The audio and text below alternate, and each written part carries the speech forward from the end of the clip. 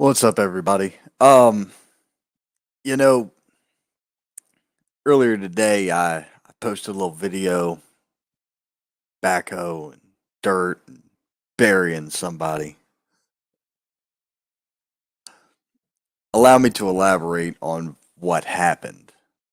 We'll get to that momentarily. It was brought to my attention by a mutual party that some friends of mine were run down on a podcast. All right, let me listen to this and see exactly what was said and how it was portrayed and all this other shit. So I check into it. I listen to the whole show, and it reminded me of a moment months and months prior. Very same thing happened to me.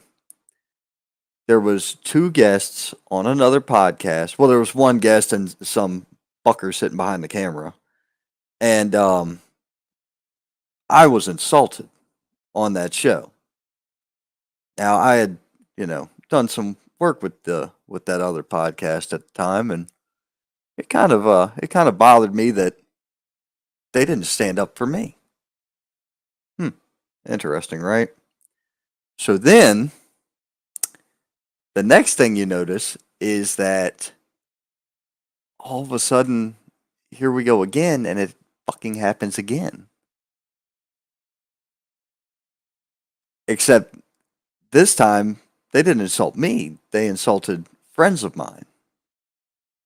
Now, the podcaster in this case, he didn't stand up for his friends or mentors or anything like that. He didn't say anything back. He didn't say anything as a rebuttal. He didn't do anything. He just kind of sat there and let this person talk, but not stand up for his friends or his mentor or coaches or whatever. That kind of strikes me as odd. What possesses somebody to do that? Why wouldn't you stand up for somebody who's not there to defend themselves? Why would you let somebody else run them down? I'm watching the view counter right now, and here's what I'm noticing. There are people trying to watch and listen to this, but some of them don't want to be identified. More than likely because they're chicken shit, number one. Or number two, they don't want to be seen in the chat room by other people who are viewing it, which means they want to keep their identities anonymous and they don't want to say anything. Guys, I'll help you out. If you go to YouTube, you don't get seen as to who you are. So there's that. Now the remainder of those people, uh, as I said, I find it odd that you know the podcaster. It was Deshaun. Was Deshaun Williams? Is that his name? Deshaun Watson. Deshaun something or other. Anyway, and the kid actually reached out to me and said, "Hey man, listen, I didn't know what was going to happen, and all my guests signed this form saying that anything they say is on them. It has nothing to do with me. That's all well and good. The problem, and I blatantly told him, I said, man, look, my issue isn't with you on that. I said, my issue with you is that you didn't stand up for the people who have done shit for you. I said, that's the only thing that pisses me off when it comes to you. I said, but beyond that, that's not my fight. However, his guest on this podcast, um, Octavius Conway, who a lot of you know is a promoter and recently was a double champion or triple champion or something. I don't know. At his own promotion, which strange. He's trying to or mimic somebody else that's been doing it in this industry for fucking 40 years in this area. But I've worked for two of this guy's shows, and I had already made the apparent statement that I would never work for him again on that aspect. I would help him. Unfortunately, opening his mouth against the wrong people costs him even more. In this case tonight, um, yeah, The dude can go figure his fucking own shit out. I'll never help him. Um, I tried to be polite in the beginning. I really did. I tried to give him the benefit of the doubt. Rough shit, rough start, rough show, whatever. It's not that. The fact is, he's not going to learn anything. He refuses to train. He's got an injury from training right now, right? Oh, and did you notice I'm not using my gimmick name? I'm using my regular street name on this one. Yeah, that's because my give a fuck's broke. I really don't fucking care. I don't want anybody thinking that I'm not being blatant about who I'm talking about. Um, he's got an injury from training. He got dizzy after a roll. He's got a clavicle or some fuck or other that's messed up. Hey, good on you for, I guess, trying to train, but you should be more trained before you ever get in a ring. There's no bones about that. And, I was just, I was sent this picture earlier, and, I'm just going to have to say this. He said he was trained by an individual, by a wrestler, man. I was sent this, and this is great.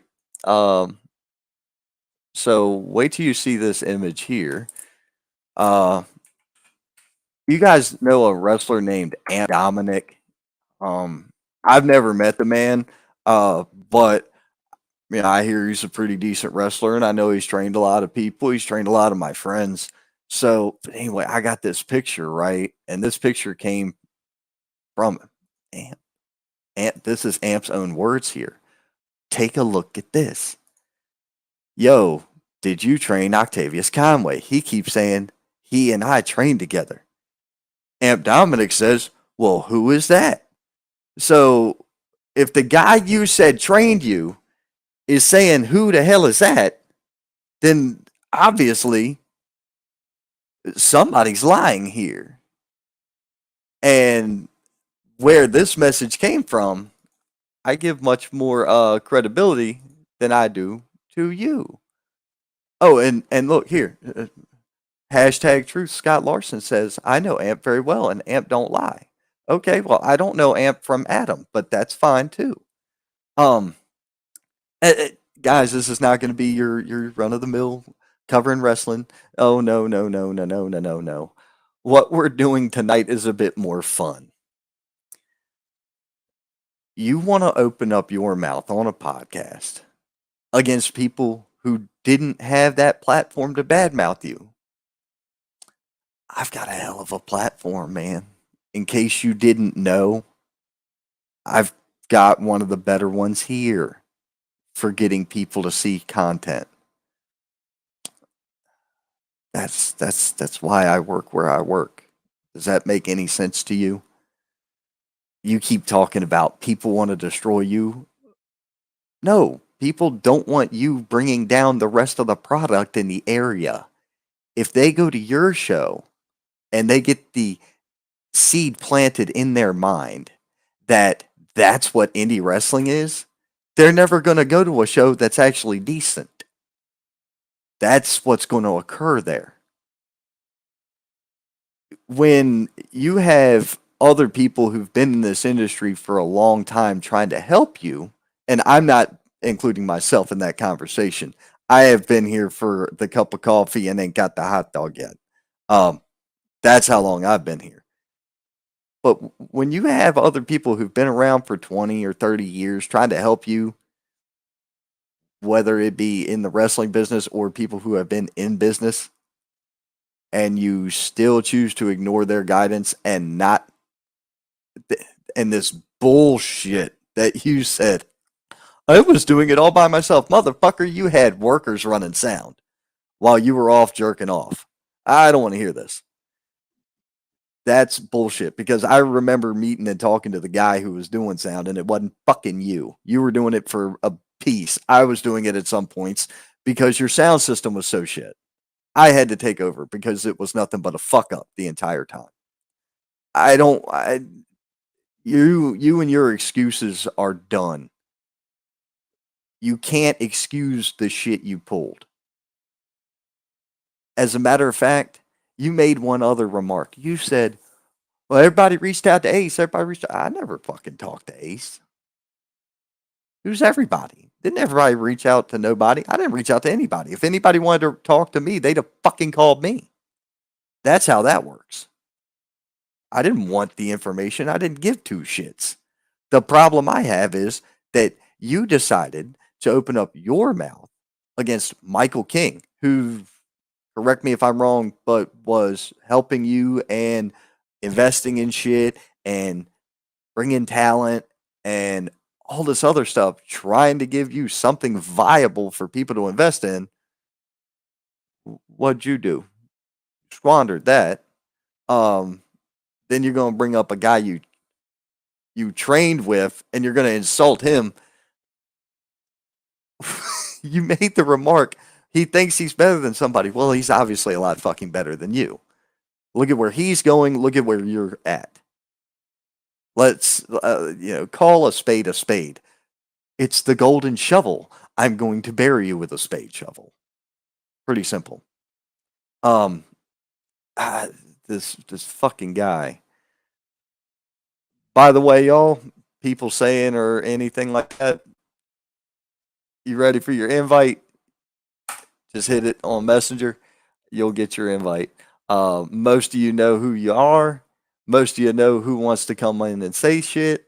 The other people, it's up to y'all, man. I don't care who wants to say something or who doesn't. This fucking idiot has. At first, I was pissed. I'm not going to deny that. I was pissed off and I was like, this ignorant bastard. Well, here's the problem. He ain't ignorant. He's not grateful. He has no respect for this industry. He has no respect for this business. If he did, he wouldn't do the shit that he does that could cause somebody to get hurt. This ain't ballet. That's your excuse, is this ain't ballet? No, Dick, you're not trained. There's no excuse for piss poor training. And I am so glad I'm running the show at like 11 o'clock at night. So that way, hopefully, most of the kids are already in bed asleep and it's just the adults talking. And we get to have way more, we can call them spicy words if you want, or we can just call them sentence enhancers, or we can just call it me being real. Because the guy that I'm talking about is real. He's a real piece of shit. Oh, I'll catch you up. So back in July, Douche Canoe ran a fucking wrestling show, right? And complete and utter clusterfuck from before I got there to after I left. The main event, dude. The main event of this fucking thing. The guy got hurt because the other dude was a careless worker. It looked like he was shooting on him, which is why everybody rushed the ring after the match. And then some rapper got in the fucking ring and threw a punch too. And then some injured guy got in the ring and he got fucking hands put on him. He never should have gotten in the ring to begin with, but you put hands on an injured man. There was a ton of dumb shit that occurred there, Ghazi. And that was in July. Sleeping Dogs had lied. Okay. For the most part, we had let everybody had just kind of just been like, this guy's a fucking goof. We'll never pay any attention to him. He has to run his own promotion and he has to give himself main event and titles. Do you know why? Because this fucker couldn't get a strap put on him if he went to Walmart and bought it. That's the truth. He really couldn't. Oh, we have a guest. Allow me to bring on the Asian sensation, Michael King. How you doing, sir? I'm doing well. Yourself? I'm a whole lot more calmer than I was 6 or 8 hours ago. So there's that. That's good. So I don't want to give too much attention to this guy, to be honest with you. I've been out of his business for over a year, and it just kind of came up again out of the blue. So I don't know why really. But I do want to kind of give a little bit of an update. He was on Deshaun Williams podcast. Deshaun Williams is a friend of mine. We have talked. He did reach out to me today and apologized for what was said on his podcast. He was not expecting that. His podcast is ultimately it's a very positive podcast. It's really designed to lift people up, and his guest decided to take that in a different direction. So I'll give credit to Deshaun for reaching out, apologizing, explaining that situation, and there's no heat or animosity or hard feelings between Deshaun and I. So if anybody out there is a little bit upset with him, who happens to be friends with me, it really has nothing to do with Deshaun. So don't have any hard feelings towards him. Oh, right. Now, like I said, I was mainly pissed at Deshaun for not sticking up for you. That was my issue because that's the same thing that happened more than one, and it was you and I both that were talked about on that other show. And I was like, yo, we've done shit for them and with them. But yeah, and you know, I'll be graceful. So I don't know how much experience he has with negativity on his show. I mean, if he's used to having a show and people are complying with the agreement and being positive, if this is like his first or second time that somebody came out here and broke that agreement, I could see where he might be taken aback and kind of respond improperly and not necessarily take control of the conversation like more experienced people might have. So I just say let's give him some grace, and who knows, maybe we make a mistake or screw up in the future, and then we're going to ask for grace from others. So I just try to ask. I try to give as much grace as I ask for, at least. right now, and like I say, in his case, he called me directly on Messenger. I didn't know what was happening, and I told him the same thing. And if it was me, and this is me and Deshaun, if you're listening, I would remove the episode, edit out the dumb shit, and put it back. If that's what you want to do, you could tell the episode was edited and cut anyway. You could tell it was cut and pasted. So that would be how I would do it. I don't normally edit anything because I don't give a flying fuck. So that's me. Jimmy Ward chimed in. We're talking about the dipshit that ran his mouth on a podcast, and figured I would give the voiceless who were accosted on that the opportunity to say what they want to say as well. Right. So everywhere I've gone, my first approach is to try to make things better everywhere I go. Granted, when you're new and just getting started out or at a new promotion, there's not much you can do except your work. And you do your work to the best of your ability, and you observe the locker room, you observe the promoters and everybody involved, and you learn to see how they operate. So we got involved with that promotion because someone that we respect, have worked with, said he needed some help. He needed some workers for his show. And so we went over there, and that was the intent, was to go out there and help his show. We did some TV tapings, and it wasn't the best quality, but it built up to a blow-off show, and that's where you and I met for the very first time. Right. And there were some good matches. He had some good talent. I mean, he paid for talent, but the card was kind of chaotic. The sound system had its problems, and thanks to you letting people know where they can get to in the ring before the microphone cuts out, it kind of help that whole show in that regard. But we wanted to continue to help him. But there's definitely some shortcomings. He was not trained. He had 5 whole minutes of training.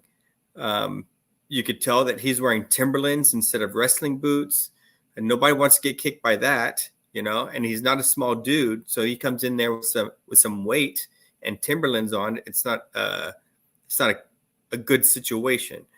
And so I got with veterans, a worker that's been in the business for 23 years, myself, a person that was helping fund him in his show. We got together with him and we reached an agreement of how we were going to help. All right. So that was multiple people. It was 4 people, veterans, their backers. It wasn't just me trying to bully anybody around. But we all agreed on some ground rules. And what happened was he decided he didn't want to adhere to the ground rules. One of the ground rules was every worker that was going to perform on the show had to be trained. They either had to, tell us where they've been trained, and we can verify it with the organization that trained them. And even then, provide some video to make sure that it was good training, that it's actually applied versus, I got trained, but I don't apply anything. And we're going to have people that we were unfamiliar with just roll around in the ring with the 23-year veteran to see their skill level. And that included the promoter. We didn't want him working if he was going to be putting others at risk and in himself at risk. And I think that upset him. But we invited him to training. We told him it'd be free of charge to him. He could come train with us. He never took us up on that offer. And then eventually he broke enough rules that we all said, we're out. You do what you want. And then he started, telling people how I tried to steal his promotion. I've never tried to steal anything in this wrestling business in my life. So I think it's ridiculous. I think I've helped a lot of promotions. I've helped a lot of workers. And I think if I asked workers to chime in and say, yeah, he helped me, I think you'll be surprised at the names that come up on that list. Got a question for you. Did he agree and then Showtime change things, or just blatantly go against everyone? Okay, so he agreed. We actually split before he ran the next show. All right, we were trying to get everything organized before the next show, and what ended up happening was he was breaking his agreement. He was sharing confidential information with other workers in a group chat that was kind of undermining what we were trying to accomplish. And that's kind of the straw that broke the camel's back, is there's no trusting the guy. So, what's the point at that juncture? I wasn't getting paid for it. I wasn't asking for any money. I wasn't asking to get anybody booked. I wasn't asking for part of the gate. I wasn't asking to sell merchandise at a show. I wasn't asking for tables, nothing. It was just every single one of us, 100% volunteer work to help him. It's crazy. And this is how you get repaid. You get repaid by being belittled.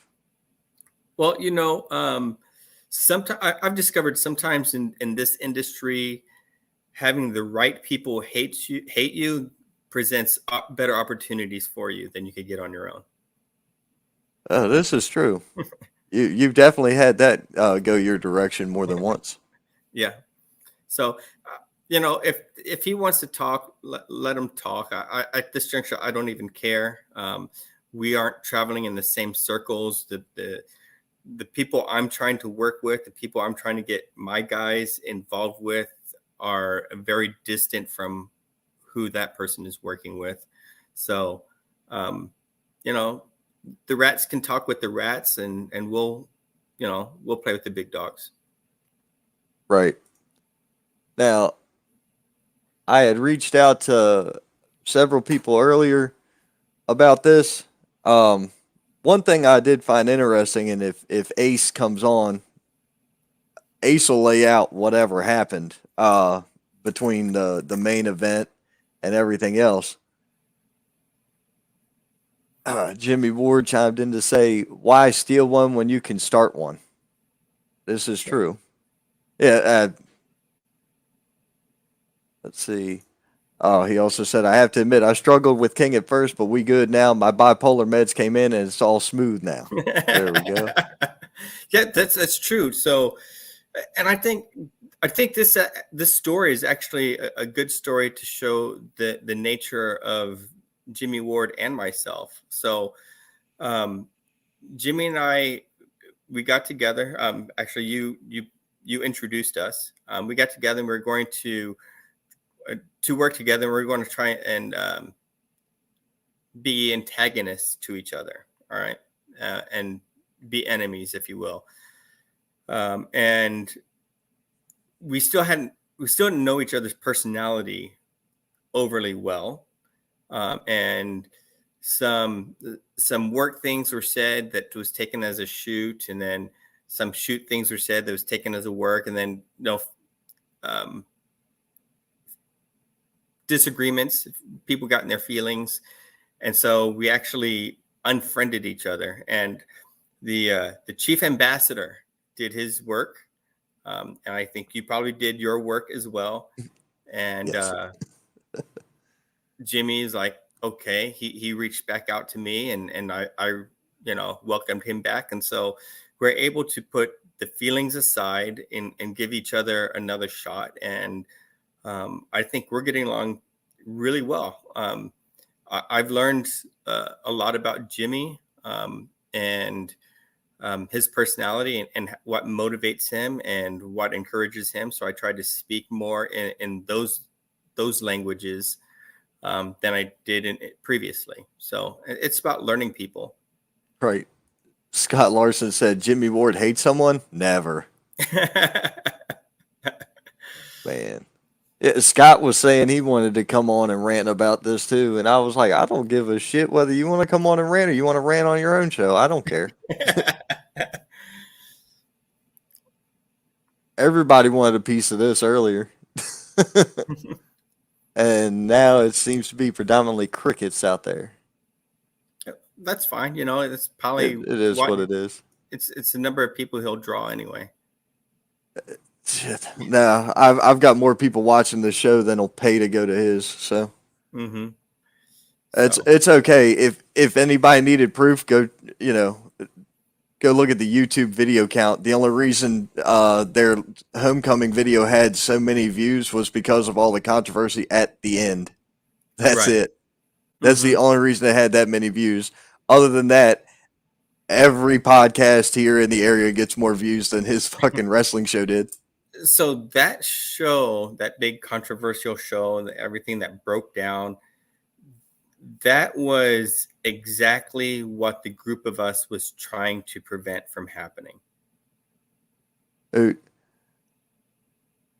I've met some people at his shows that most people would say, man, I wouldn't, they wouldn't mess with.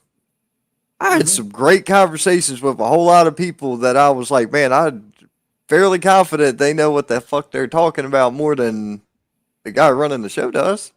Absolutely. I mean, come on. If we're real, he's a younger guy. I mean, he's not 30 years old. He's not 40 years old. So he can't have been running too long to begin with. You got he's been running this thing for over 10 years, according to the podcast. You got workers that's been in the business that was there 20 years in the business. That's all that was booked at that show in Greenville. So he had experience, voices around him. It was just a matter of, will he listen to the experienced voices? And I'm not going to go out there and say I'm the experienced voice. I'm not the experienced voice. I was not trying to help him in a wrestling capacity. I was trying to help him in a business capacity. The 23-year veteran is trying to help him in a wrestling capacity. I know my limitations. I'm not going to go out there and try to present myself as some kind of a wrestling expert when I've never had a single match that was legit, so who am I to try and tell anybody how to wrestle? I'm just talking about marketing. I'm talking about how to launch a business. I'm talking about how to draw people to a location. Right. Well, Scott has just jumped into the backstage area. I'm going to bring him on as well. What's going on, guys? Man, so what do you make of this whole thing? You sent me the message about what happened. I don't know any of these guys personally, none of them. Never met them, never. But there was a part in the conversation during that podcast where he said he was trying to get on a podcast and it didn't happen. So of course, with me and my health, everybody assumed I had 2 or 3 messages saying, "Hey, Scott, was that you?" No, it wasn't me. I don't know this guy. No, I asked you, and I asked another podcast group that we know, and they didn't really give me an answer. But it is what it is. Right. And I have to say this: I agree with you, Ron, on the part where it comes to the podcaster. I understand where Michael's coming from. He's the businessman. He got everything straightened out, but if your podcast is all about lifting people up and being uplifting, he should have cut that immediately. Yo, bro, hey, let's not go there. Let's take this questions in another direction. Let's talk about you and he was doing great till he started throwing people under the bus. He was talking about where the organization came from, the backyard and all this and blah, blah, blah. I was actually interested. I was listening. I was like, okay, this is pretty cool. And then when he started throwing the people under the bus, it was like, well, just right out of left field. It was like, we're our organization came from here and now I'm going to bash everybody. Jimmy Ward needs to send him some bipolar meds. There we go. There's the answer. That's got to be it, because nothing else makes any fucking sense. I couldn't believe how quick that had turned. And if you're a podcaster, you have control of you control it. Right. Yeah. Not only that. You could not only that, you don't have to load it directly. I load everything unfiltered because that's my show. We both do. We do live and whatever happens. Well, no, even on Spotify, you can go get my shit on Spotify, the Sunday show, right? Right. You can edit that on the computer before you put it there. Right. You don't have to just upload it as it is. You could tell already that this damn thing was cut and paste. You could tell by listening to it because the audio cues audio volume kept shifting and all that other shit. For people that don't know, I'm an AV freak. I know way more about that than I do anything else on this planet, and that's unfortunate, but it's a blessing and a curse at the same time. Now, we're also going to bring on a promoter. Cole, what's up? What's up, Cole? How are you guys doing this evening? How you doing, Cole? Long time no see. How you doing, Michael? Hadn't seen you in a while, man. Yeah, I'm doing good. Hadn't seen Scott in forever either. It's only been it's been too long. Couple days. So what's on your mind, Cole? Well, I'm not going to come on here, and I know how you got a certain feelings on this, and I'm not here to bury anybody or anything like that. Just go ahead. I don't give a no. Well, I mean, I'm not here to bury the guy because I don't know the guy. I don't. Okay. But I mean, I did hear the interview and everything like that, and you guys may have seen earlier today. I put a comment on there in regards to if you're sitting there running down people who have chosen to elevate themselves, it makes you come off as unprofessional. It makes you come off as a petty, jealous person. And I express this because, as I stated in my comment, that about 11 or 12 years ago, I was with a guy who is a current contracted wrestler. And after a couple of years of just thinking to myself, like, me running this guy down because of something that I didn't like when me and him had an interaction with each other, it didn't do me any favors, and it didn't really hurt him. So, I could sit there and just let it go, or I could sit there and actually be an adult and think about, how do I want people to perceive me? Now, this is before people got to know me as I am now as a wrestling promoter. So this was something that I had to learn on my own. And basically, I guess what I want to say in this aspect, because I know that there was something that he said about he knows that people are coming after him, and it's like, nobody's trying to come after you, pal. Right. But if somebody is trying to give you some information, especially somebody with experience in this field, in this profession, just listen to them. I mean, you don't have to agree to it, but take it under consideration first. And let that stuff go. Right.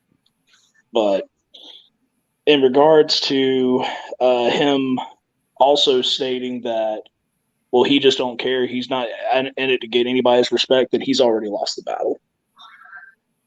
Yeah, It's absolutely. already over. Right.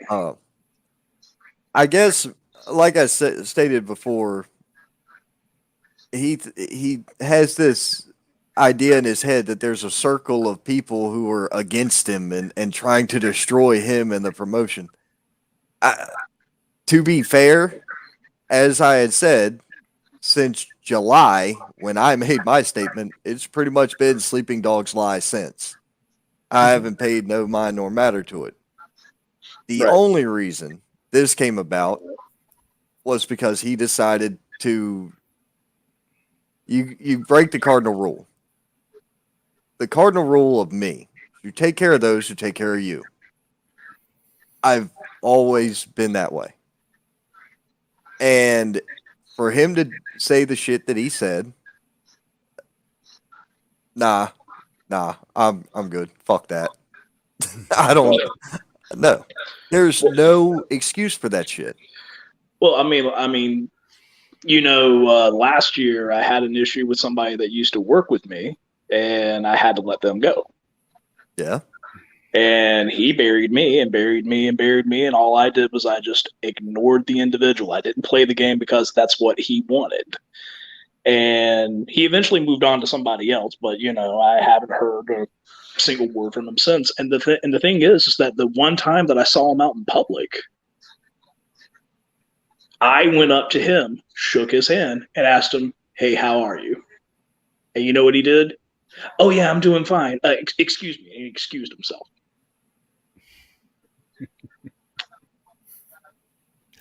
It's all good when you're on social media and you're spewing your guts out and you're saying things about people, but when you're confronted, that's when you find out who the real person is. And that's a perfect example of Right. a lot of times what happens in the wrestling business. And I'm not down in the business. I love the business, but you have a lot of people and podcasters. Sometimes we eat that up. I mean, I'm not saying, like I said, I don't know that podcaster. I don't know the guy that came on his show at all. I don't know any of them. He's thrown some of his advertisements on my page, but I personally don't know him or any of his wrestlers. Right. Not to say that I wouldn't interview any of his wrestlers or anything, because that's just the guy I am. If you want to come on my show, you come on my show. But yeah, you let me on your show, so I mean, you let me on. I think you've interviewed here on this panel on my show. So is Ron. You've interviewed Ace Harris, I believe, though, right? I might have. I think I'll you have have. to go back and look. I don't know. I can't remember. I got a memory as long as your beard. Brino Royce chimed in when Cole came online. He said, "Sexy bitch," and then Jimmy Ward had to say, "Oh wait, nope, that's somebody else." Let's see here. Yeah, that bastard can come at me. That was in regards to Cole's person he was dealing with. Yeah. Oh well. And then that podcaster is a guy in his faction at CMW. Well, I think based on the promo part, which was fucking weird to me. Well, they had talked That- about that. They had talked about that on the show that he was. That's what part I'm of that saying. pack. They went from the interview straight into that with like a very minute segue, and it was like y'all just went from a casual conversation to the work thing. Like the light switch doesn't work that well, I don't think. I don't know. Maybe it does, maybe it doesn't. It's fucking weird. But bottom line, save the drama for the actual damn show. Okay? If you got a problem with certain individual, talk to them. And if you can't talk to them, just let it be, walk the other direction. Well, the Yeah. only thing I'm going to say, then I'm going to get out of here, guys, because I appreciate you letting me come on, Ron, is if you're going to be a professional and especially own a company, a wrestling company, then run it like a professional. Don't go on podcast burying people because this guy right up above me, Michael King, is a perfect example. This guy has tried to help so many people, and to try to bury Michael King, especially in this area, you might as well run your head up against the wall right here because nobody here is going to listen. We all know Mike. We all know how he is. I mean, to bury some, and then Brino Royce too. I mean, I know me and you did our little, had our little fun and games, but everybody realized it was a work, and then we, brought it out. But to go, well, you didn't start there, you started here. That's none of his business, bro. That's not for him to be talking about. That's for Brino, man. If Brino wants to say he started out of a Cracker Jack box, that's what Brino, that's Brino. That's his character. That's his, that's what he wants. You can't tell a wrestling figure what to say and how to say it, no matter who you are. Even if you're running a company. I think one of the funniest things that he said during the whole interview, I learned from guys like Vince McMahon. Okay, I'm out. No, you learned by watching television? Good job. Shoot, Good job. we all learn by watching Vince McMahon. Right. Yeah. No, I think what he needs to do is go sit under the learning tree of an actual promoter or several. Oh, wait, no, I already do that. But I'm just a ring announcer. I'm not a promoter. I still sit under the fucking learning tree. Everybody sits under the learning tree. Dude, I still sit under the learning tree, and I've been doing this for a while, so. Right. I learn every that's day. my point. I learn every day. There's not a day I don't learn something. Right. That's my point.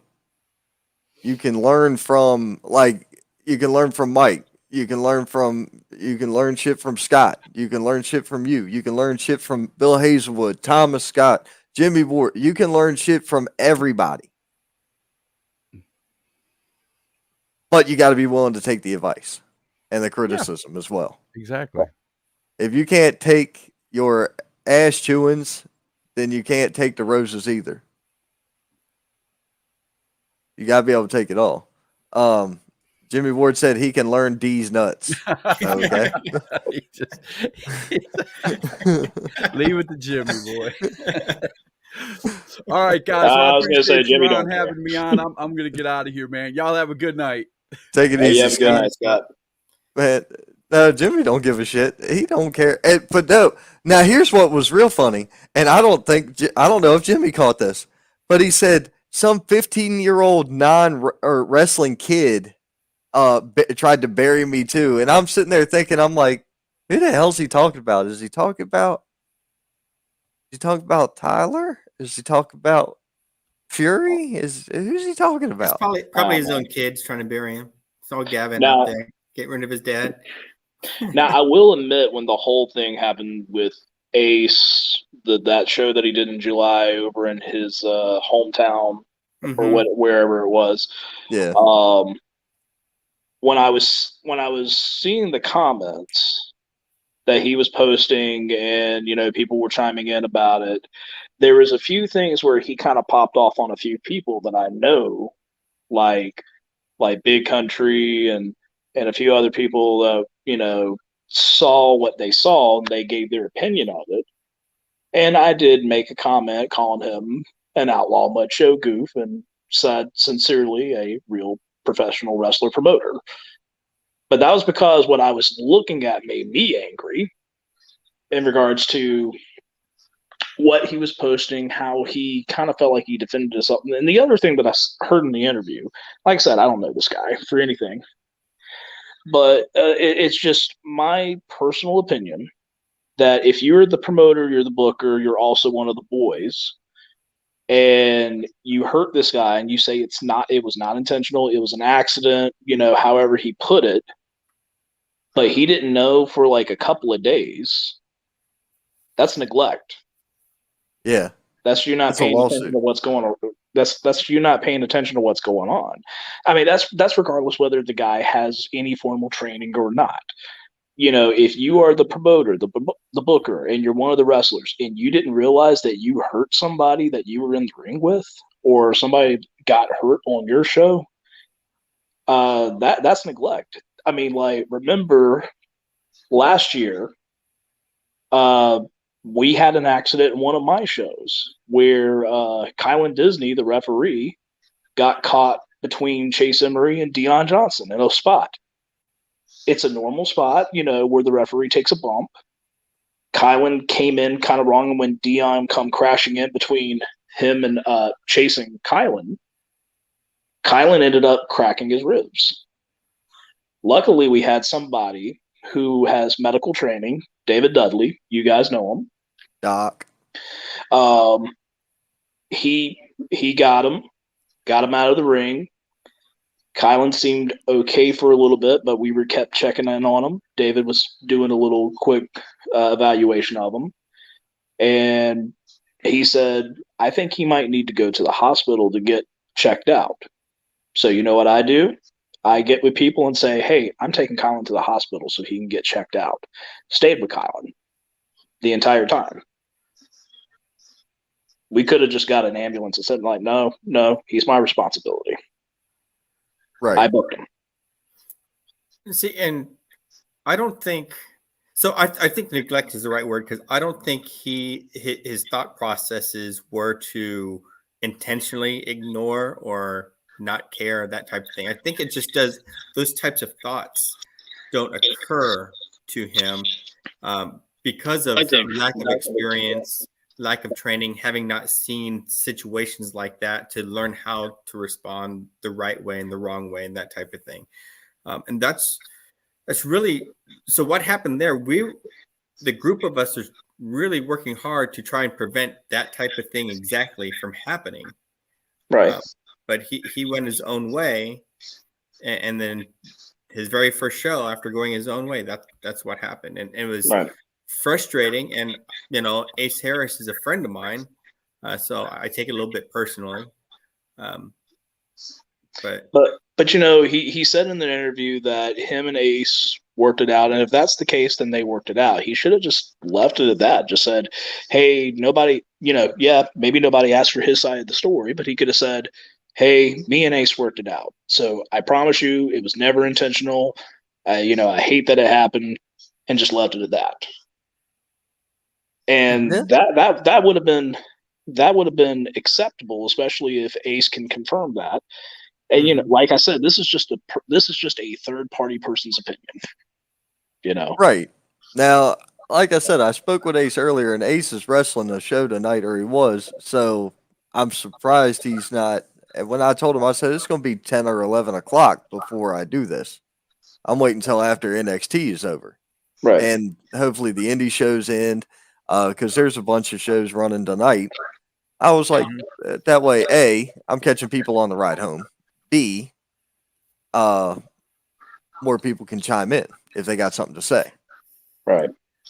Well, like I said, this is not me burying the guy or anything like that, because like I said, don't know the guy or anything like that.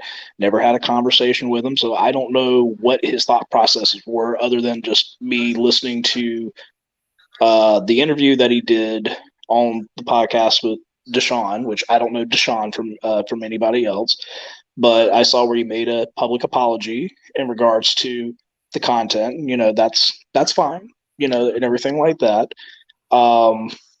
And then, of course, the only thing that I saw is like the match between him and Ace. And of course, I mean, if I was to sit there and give a critique of the match, I mean, I'll be nice, but I could sit there and say it was not good, and I'm not going to say that's Ace's fault. No, I've seen Ace work other people. I've seen Ace work outside of that promotion. But I mean, other than that, I don't know Octavius. But he'll probably sit there and say, "Oh, Cole McAfee just buried me." Well, screw Cole McAfee, and that's fine. He can say that all if he wants to. I mean, it is what it is.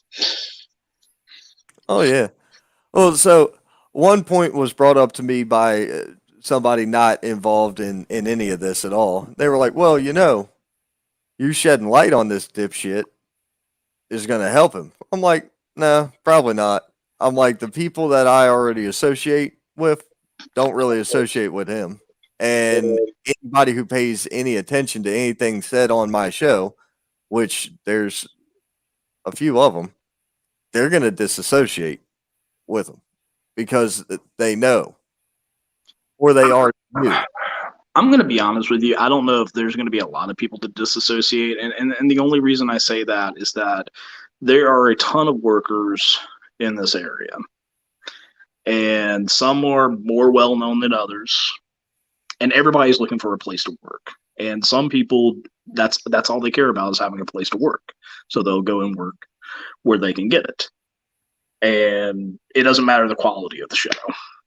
Mm-hmm. And so I don't know if this is going to be a detriment or anything to him. And like I said, I don't know a whole lot about him. And what little bit I've seen of the product is, I mean, it's well, I'm not trying to bury anybody. I'm just going to say it's probably, in my opinion, it's not the best wrestling product I've seen. Well, no. And I'm just trying to get my side of the story, the other perspective of what happened that was not shared on that show. Right, because I mean, he did say that nobody asked for his side of the story, but then when he brought you up, no one asked for your side of the story. So I get that. Right, and that was my whole point with this. It's life ain't fair. Yeah, I know. But at the same time, I don't think it's just in this case for somebody to have a platform to get to air their dirty laundry without expecting something to happen in return, which was the reason for this. Jimmy Ward chimed in to say, it's safe to say what we've seen, we haven't seen anything that we would sign off on. Well, this is true. I was at Jimmy's house the day after that show, and I felt like shit the next day just because of how bad the show was. How much shit can go wrong in one show. It is what it is. Was the match content there? Yeah, they had some okay stuff going on in the ring. But the injury part, and then I can remember talking to Ace and his wife or girlfriend or whatever she is, and the other people that were over there in their little group on the other side of the ring after the show. And he shot on him. He shot on him. Like, whoa, wait, what? Did he really shoot on him or did he not? I don't know. I wasn't in the fucking ring. And like I said, Ace has been sent an invite, and if Ace shows up, Ace shows up. That's up to him. I was hoping to get his into all this because what I found strange was, I bumped into Ace again, and he was like, "Man, I ain't never working for that show again. Fuck that. It's stupid. It's bullshit and everything else." But then there's a promo on there talking about he was working a show for him. Hell, I think next weekend. And I'm like, wait a minute, what? And then Ace told me today, no, I'm not working it. I'm going to be at my regular day job. I'm like, well, okay, but I mean, they're advertising you. So it becomes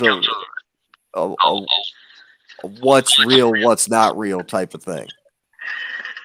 Right.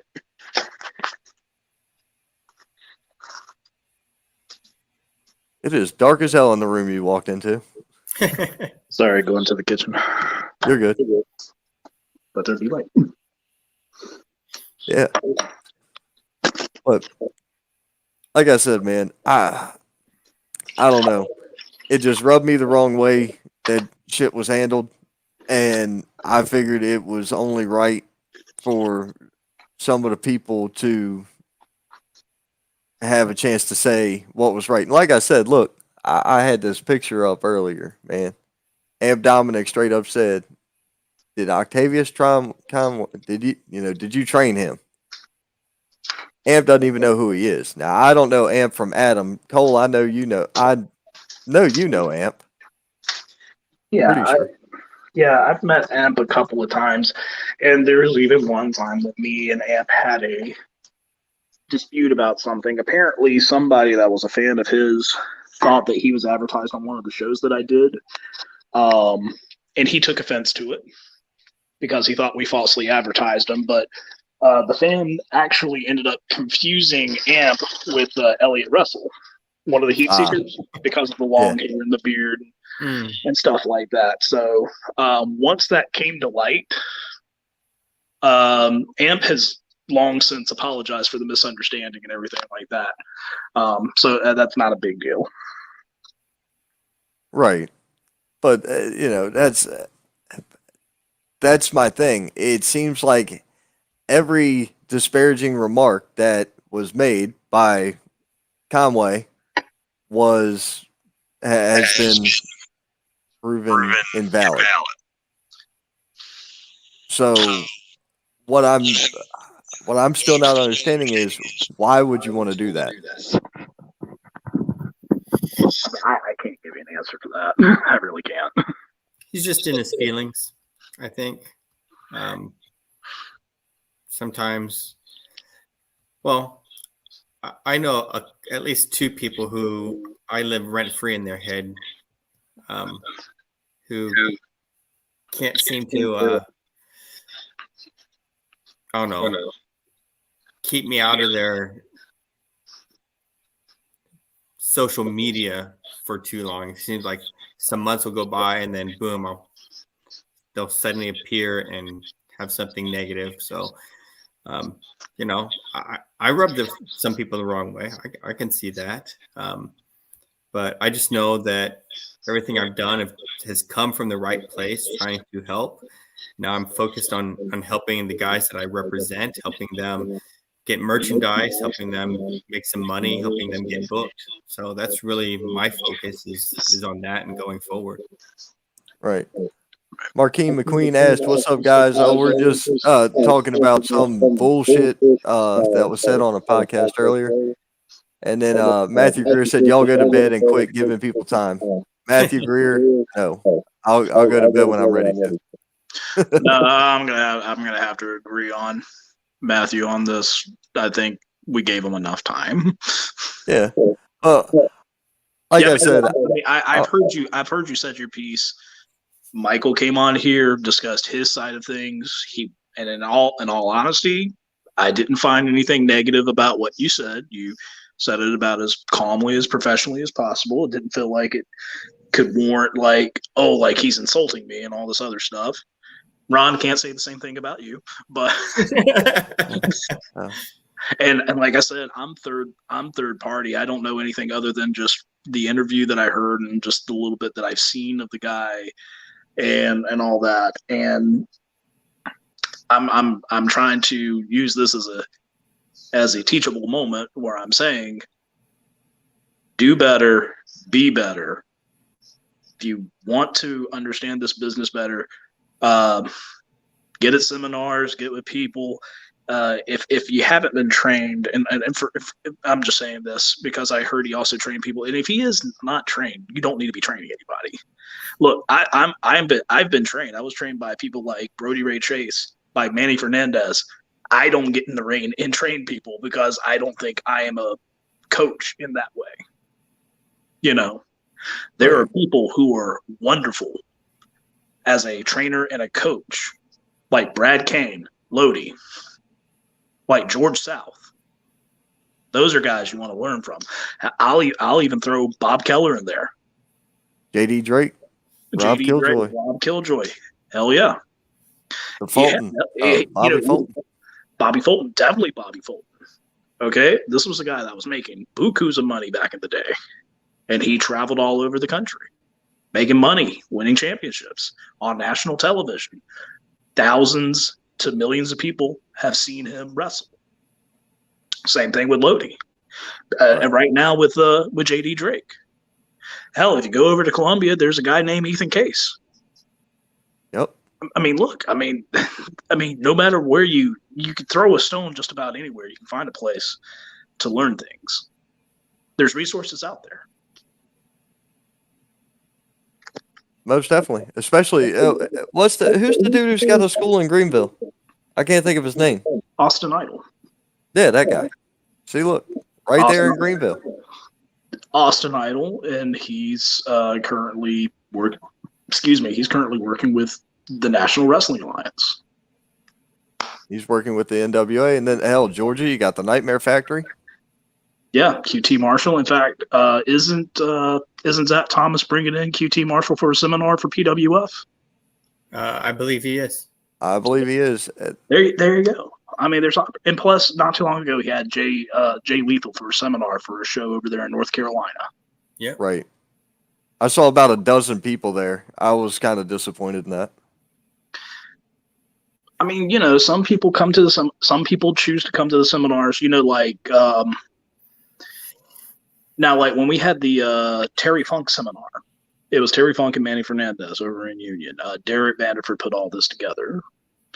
And, I mean, we had a decent amount of people that came out, but I felt like it should have been a lot more, to be honest with you, just to get that knowledge from Terry Funk. Right. But then we had another seminar with Dr. Tom Pritchard, and we had far more people that came out for that one. Right. And guess what? Dr. Tom runs a school over there in Tennessee. Jacobs Pritchard's Wrestling Academy. Yeah. I mean, yeah, it's a drive, but you know what? I promise you, I've listened to this man talk, and I've seen the results of what this man can do, what he can teach people. It's worth the drive. Hell, there's School of Morton up there too. School of Morton's up there too. Yeah, School of Morton's up there too. I mean, there's places in the area. Yeah. But I mean that's up to him. And if he doesn't want to do that, and if he wants to run things the way that he wants to run things, I mean that's fine. But I mean, I just don't see it going much further if he said that he's been doing this for 10 years and this is where he is now. But once again, my opinion. Yeah. Let's see here. Josh Williams. Jay's seminar was, I know I'm just a ref, sat there near it and just listen and watch. It was a great seminar. See, that's Josh Williams. Josh Williams was there. He could verify. Stuff like that is great. And I mean, I've sat under Ricky Morton before on the learning tree. Like I said, I got to listen to Terry Funk. Of course, got additional training with Manny Fernandez. And there's people that may not have been huge stars in the business or anything like that, but like here in like the Carolinas, they were well known for that time. Like guys like Abel Adams, who gave me a nickel's worth of time, but gave me like $100 worth of valuable information. Bobby Right. Eaton. I actually had on one of the shows that I was on, Bobby Eaton was on one of the shows. He saw me and another guy just doing stuff in the ring. Bobby got in the ring with us, and he was just like, hey, let me show you something. And then he talked to us like, well, here's the reason why you do this. Multi-time world tag team champion with the Midnight Express, world television champion for WCW. And he's sitting here and for nothing, just got in the ring and learned me something. Right. Travis Mathis said I was there and just listened to Jay's seminar as well. I'll do the QT Marshall seminar next. There you go. I mean, it's got to be, there's valuable information there, but you got to be willing to pay the money and learn. Right. And nothing. I mean, sometimes you get lucky and you get this stuff for next to nothing, but no, it does cost money, but it also costs a lot of time, and it also costs a lot of patience. Yeah. And that's something you got to have in order to want to get in this business. You got to take your time. You got to be patient about things and be willing to listen and learn. Anybody But anybody who wants it bad enough is going to pay for it anyway. But I absolutely know nothing. I'm just an outlaw mud show goof. So. Oh yeah, I yeah. just think people will invest in themselves, but they don't realize how much of their self, their money, and their time that they're actually very inefficient with. You look at things and people are short of cash, but they're able to buy a pack of cigarettes. Like if you give up a pack of cigarettes for your day, you can afford to go to the seminar. There's different things. A lot of different ways that we are just wasting our money with because we're not thinking about it. Oh, I'll go ahead and grab that burger from Burger King for lunch instead of bringing a sandwich. All those little things. If we paid attention to our spending and how we did it, we would be able to have the money to go to the seminars, to go to the trainings, to invest in ourselves, to buy gear and that type of thing. Right. Because I know what I do with my money, and I think that was something else he said in the interview. You can correct me if I'm wrong, but he not saying that he was mentioning me, but he kind of made it seem like all the other promoters have got connections and have people paying them money or something like that. He was saying he gets these names on the cheap, or like other promoters get these names on the cheap because they're well known and they're all buddies and stuff. No. No. No. And he also, but he says he puts his own money into it, and I believe that. Well, guess what? I do the same thing. I don't have sponsors because I'm able to fund myself. Not because I'm a rich guy. It's just I think about what I want on my shows. I budget. I put money away and everything like that, and it works out. And I've had a couple of times that it didn't work out, like the Spartanburg show that we did last November, lowest drawing crowd I ever had. And I even had a show that was running for free right down the road from me, but I still outdrew them somehow. So I was like, okay, well, it wasn't them. So what was the problem? Maybe it was the location. The location. It was definitely where you were. When you're in the nicest building in a town and it's not a very nice building, you're not in a good town. Or not a nice neighborhood, yeah. No, Jesus, God, no. Definitely not in a nice neighborhood. Travis Mathis, oh yeah, he already did that one. And then I always ask the guys in the ring with me, how did I do it? And I can always learn more. Yep. That's right. Josh asks me that question all the time every time he revs a match. Like, how did I do? Is there anything I can work on? He'll ask me the same thing, and then I'll turn around and ask him the same thing. It's professional courtesy. Yeah, and Josh is a really, really good referee. Really good. Yeah. So. Yeah. And I hope they had a successful show tonight. 3 count ran tonight, so I hope they had a successful show. Yeah, it looked like they had a good house, so that's cool. Yeah, 3 count. 3 count normally puts on really good shows.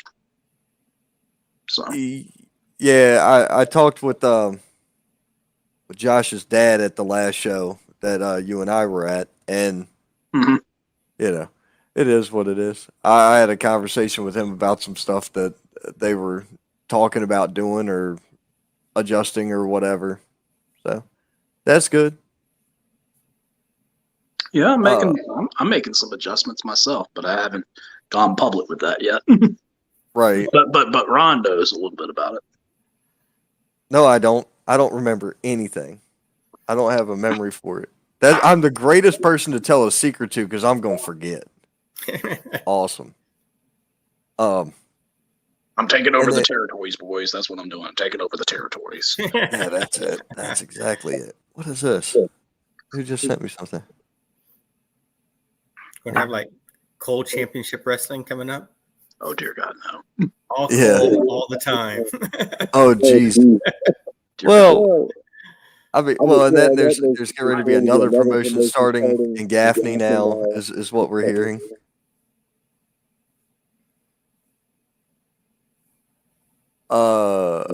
I don't know. Let's see. There was a company bought out in Spartanburg. So Chad Colt bought APW, is what I understand. That's the word on the street, and everybody says it's confirmed true. So when that occurred, now I guess Jerry's going to Gaffney. Okay. That's so another promotion spinning up. Yeah. Well, Okay. who knows, right? But let's see. You know, I ask everyone, how did it look? What can I do better? Dude, exactly, Travis. I mean, I give Travis credit for being able to learn on the fly too. He's been pretty good about learning on the fly. Yep. I've had to get him to come in to do video work for me, and of course afterwards, like I said, as soon as I said I was going to review the video, he's like, hey, how did it look? Did I do okay? Did the filming look all right for you and everything like that? Is there anything I can do better? I mean, I was like, it for a first time doing this, or one of your first times doing this, it looked fine, man. Yeah. I mean, sure, there's a few things you can do here or there, but I mean, like, you're doing this on the fly, and I said you captured things that needed to be captured. The video wasn't shaky, wasn't like this, like, Yeah. Right. And video is exhausting. Yes, it is. That is an exhausting task when you're doing it for wrestling, because at least with me, I'm on the move a lot. I like to move around a lot. Well, I'm very excited because my good friend Luke Adams is coming back in October. Yeah, that's awesome. I'm excited to see that. I'm excited to see him back. Love Luke, miss Luke. I was glad that he was at the last show. Yeah. He came out and checked it out, and I could see the look on his face that he missed it. He didn't want to admit it, but he was like, yeah, I kind of want to get back to doing the film and stuff. And I was like, you're hired. Right. He didn't even have to ask. Yeah. Jimmy said, y'all done kicked the shit out of this dead ass horse. Go to bed. Josh said, thank you, Cole, for the compliment. I try. And Jimmy said he needs to listen on the fly. Well, he's doing good at listening too. He's doing good at listening too, Jimmy. Give some credit where credit's due. Jesus Christ. I'm not kicking. Oh God. Horse. I'm trying Thomas Scott's here. I know what that message meant. I'm not trying to kick a dead horse. I've moved forward. Now I'm just having generalized conversation with two guys I know. And I've been we're just kind of bullshitting now. Yeah. This is the after party when we don't have alcohol and we're not all at the same venue at the same time. This is our after The other party. after Okay. party is a lot better. Just throw that out there. It's a lot better than this one. Yeah, I know. The other after party is way better. I'm sure it was. It sucks I missed it. But Yeah, you got roped in with me over there in Silva. we're good. Hey, I had a good time in Silva though. It was a really good show. That was the other thing. That their show was from start to finish was really good. Couple of guys that I never got to see before, and I'm so impressed with Kyle Hawk. We are actually trying to get him to get his South Carolina license for next year. So fingers crossed on that one, because him and Drake killed it. I mean, killed it. It was a great match. Jimmy Ward's comment, he needs to listen on the fly. He said he sent that while he was talking about him getting training. And no, man, it didn't show up until 2 minutes ago. So you may have sent it 20, but I got it at 12:12 and it's now 12:15. So I don't know what to tell you. Chris Thompson, dump truck has chimed in. How you doing, buddy? What's up, Thomas Scott? How you doing? What's up, Cole? What's up, Ron? What's up, Mr. King Enterprises? Oh, There's an elephant in the room, Oh God. and I probably have more experience than anybody out here. I'm going to say That's true.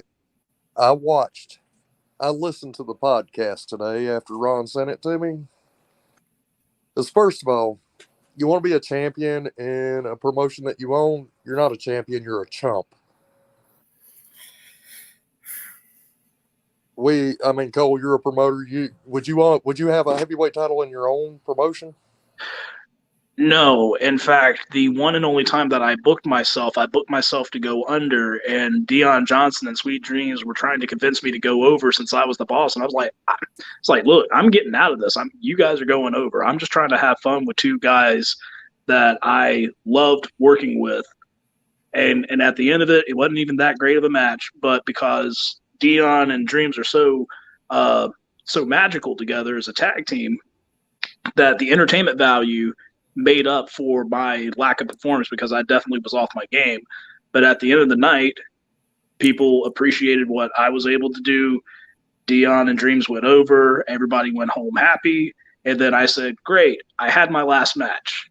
And now I can focus on what's important, and that is trying to put on a good show. Because this is not the head of the company in regards to out there in the ring. I'm the backstage guy. I put everything together, and that's it. There are far better people to put a title on, or to be the head person or the lead person of the company. Well, and it's like this.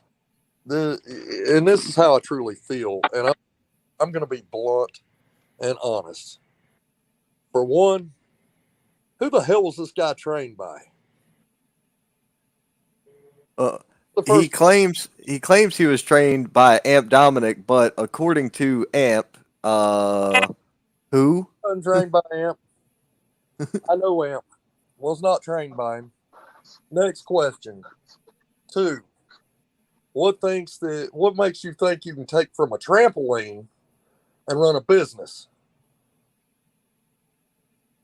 Not. You talk about in his podcast, he's talking about he's a man, a jack of all trades.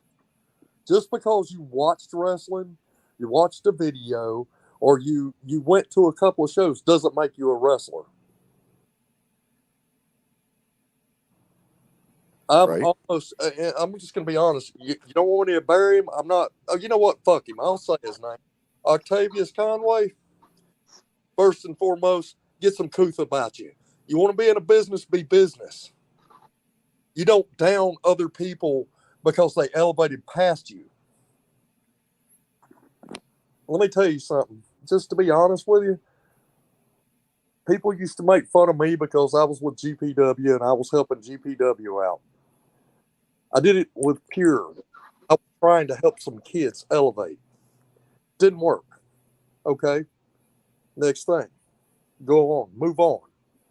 But to down Michael King, to down Brino Royce, brother, they got more talent in their little finger than you got in your whole damn body.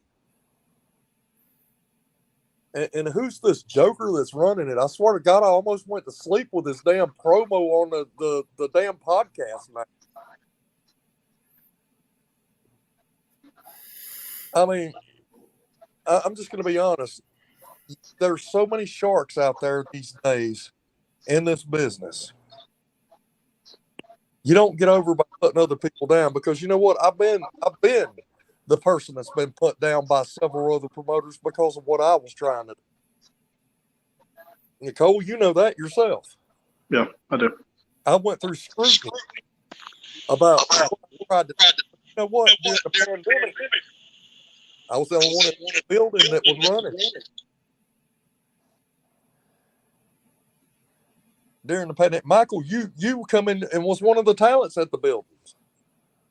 Yeah, brand new. Yeah, Brand new. new guy. So this dude who's never been trained, talks this shit, and he thinks he's got the right to put down someone else. Brother, get the hell out of the business. Jesus. I mean, just God's honest truth. Get the hell out of business. And you gonna talk about backyard wrestling?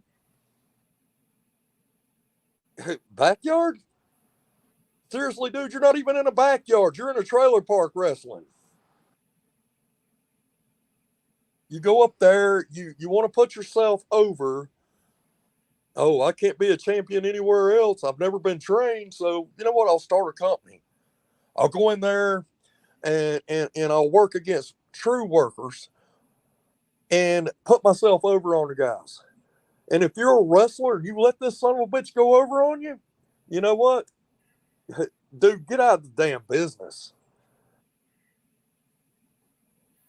There's no way in hell, for as long as I've been in the business, I would ever let an untrained wrestler climb in a ring and hit me with a chair. I'm sorry. There's no way in hell I would do it.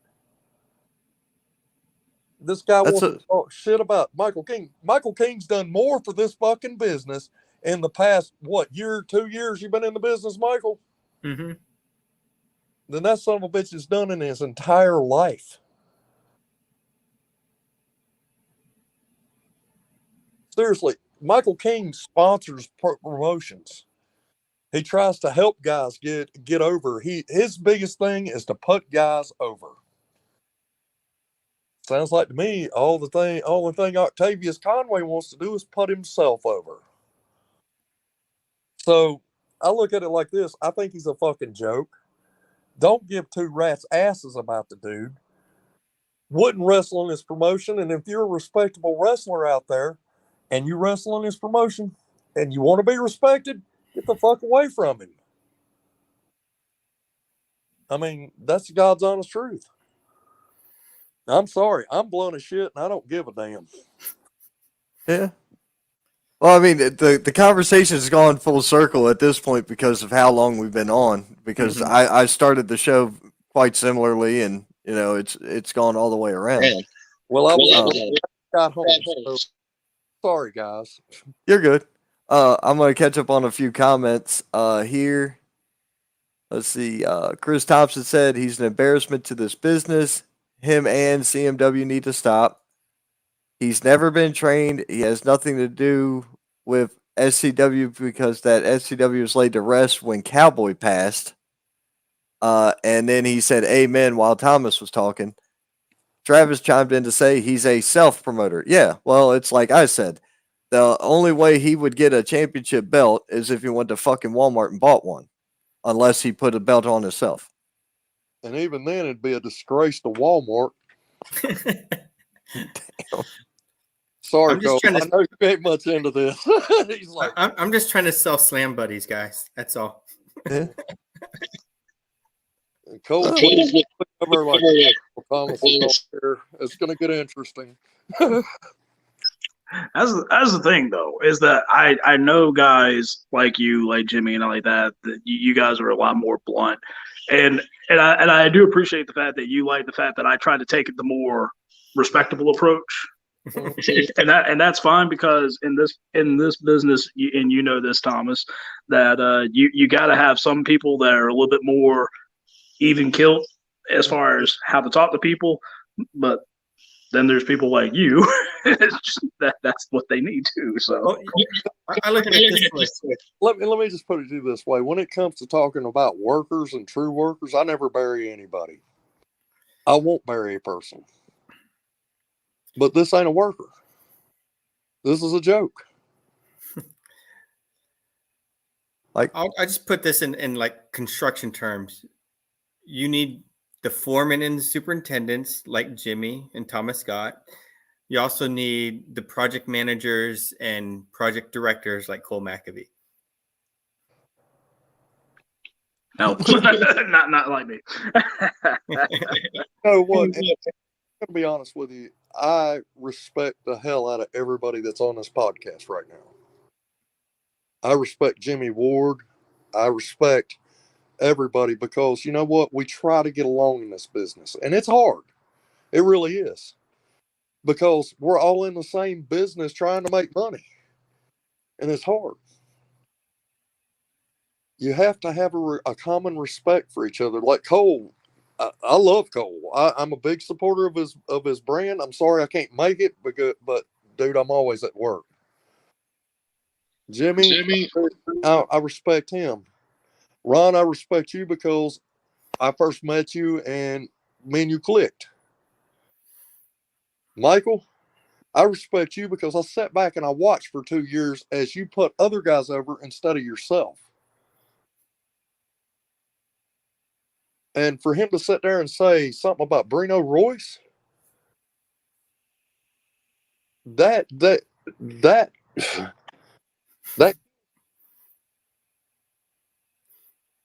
I'm just like, okay, if you're a true wrestler, then you ought to recognize a talent like that.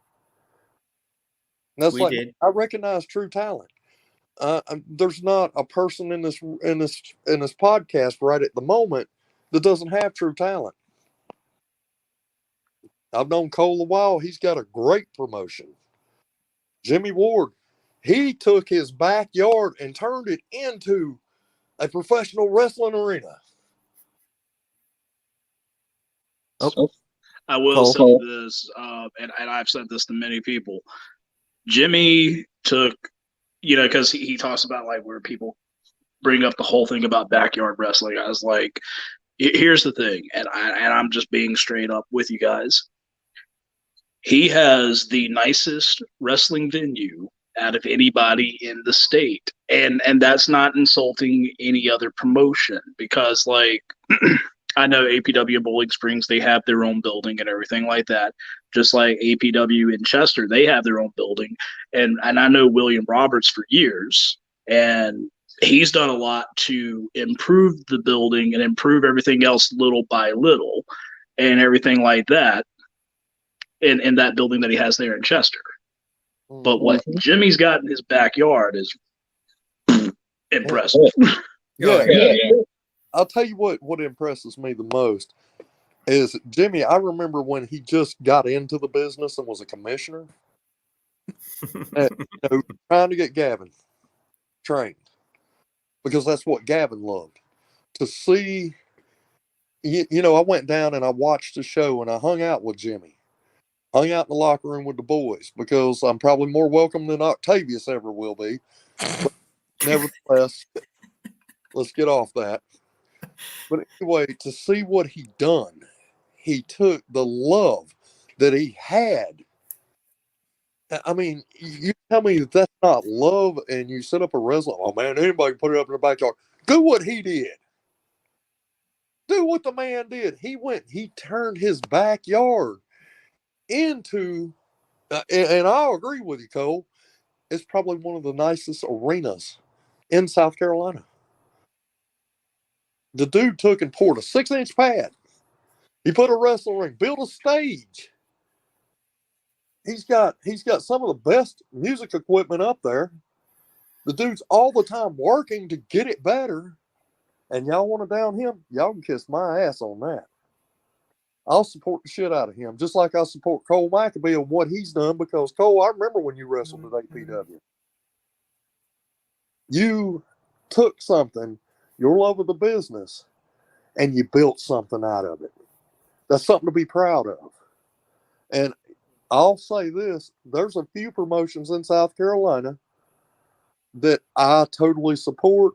I know not everybody supports the same ones I do, but Cole, you're ranked in one of the top, probably one of the top spots in South Carolina because you took your love for this sport and built it. Me, I'm going to respect the shit out of somebody that gave the love and respect for this business the way I've had to pave these damn roads and get my ass beat every weekend and get thrown on tables and get broken up. I'm 54 years old.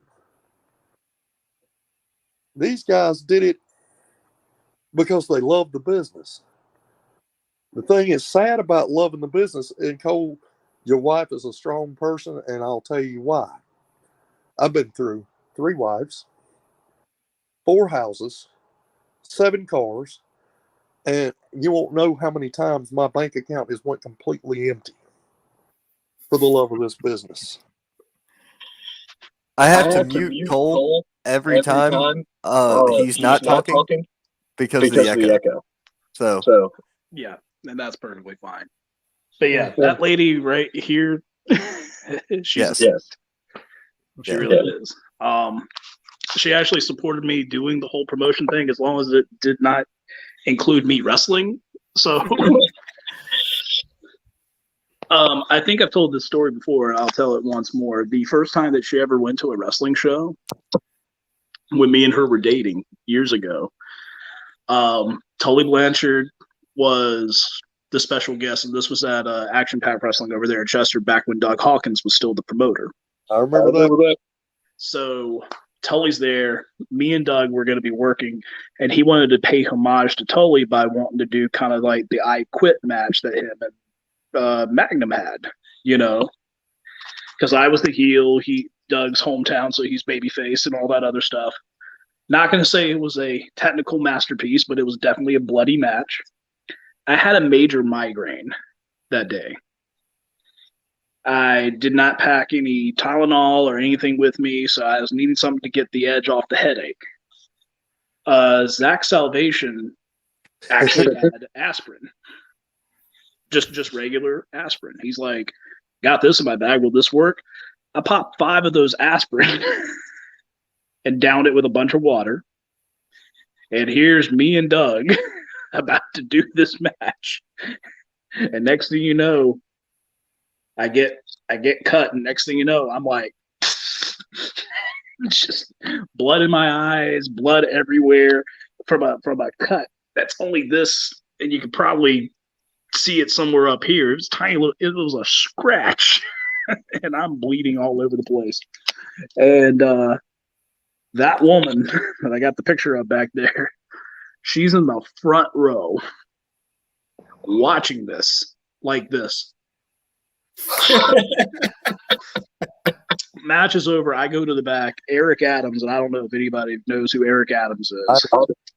He's back there, got a beer in hand, cigarette in his mouth, and he's like sitting there. He's like, "Some bitch, Cole. What the fuck are you bleeding for?" It's like you got an artery in your forehead and all this other stuff. So he's trying to get it to stop bleeding and all that other stuff. We had to do the super glue and everything to get it to stop. And we were back there for a long time. And normally I always call Bailey and let her know that I'm okay. Just at least I'm okay. I didn't have my phone on because we were working on this. She had called my phone a total of 18 times. And the voice messages, she filled up my voice box. It went from concern, like, "Oh my God, will you please call me? Are you okay? Will you please call me? Are you okay? Why are you not answering your phone?" And to like, answer your phone. I mean, like, just getting worse and worse and worse. And somebody else that was in the audience that night, and Michael King, I think, has at least met this man once. Carson Queen. Yeah. Okay. Mm-hmm. Carson Queen and my wife, Bailey, are cousins. Oh, wow. So before Carson decided to step in the ring and all that other stuff, he was paying money to see me wrestle.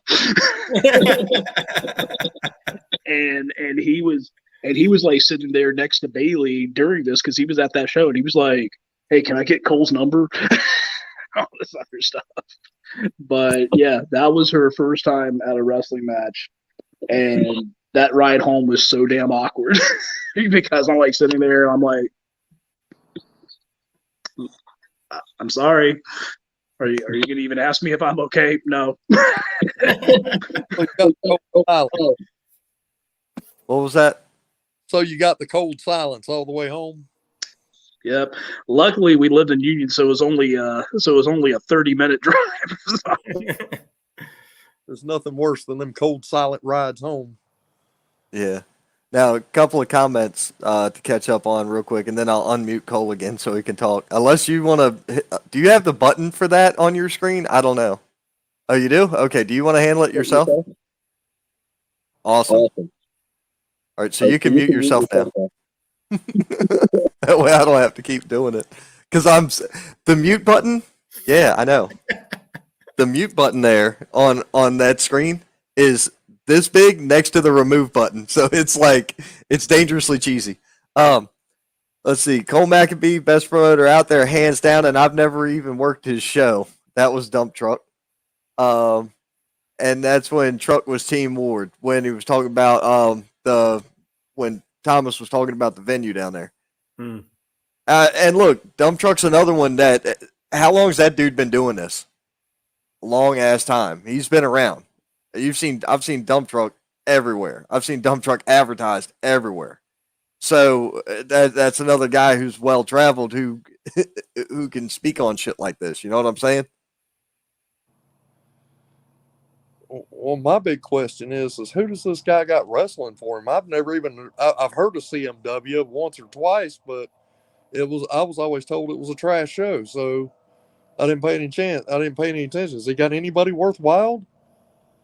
Back in the day, I know I saw Antonio Morgan, Jet Morris, AJ. I don't remember if I don't think Chris James was there that night. No.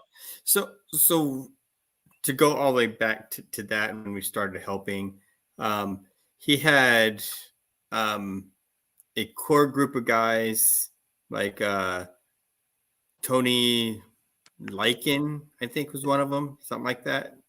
Yeah. And then Brino was there working. He had hooked up with Jet Morris. AJ was feuding with Jet Morris at APW, and so we went ahead and went over to CMW to provide them more workers and continue that feud with Jet, try to help him out. But then for that blow-off show, he pays his workers, and so he brought in like Squeaks the Clown for just that one-time show. So I wouldn't say that Squeaks worked for him. I wouldn't say that Antonio worked for him. They were just kind of a one-off type of thing. It wasn't a normal storyline deal with that promotion.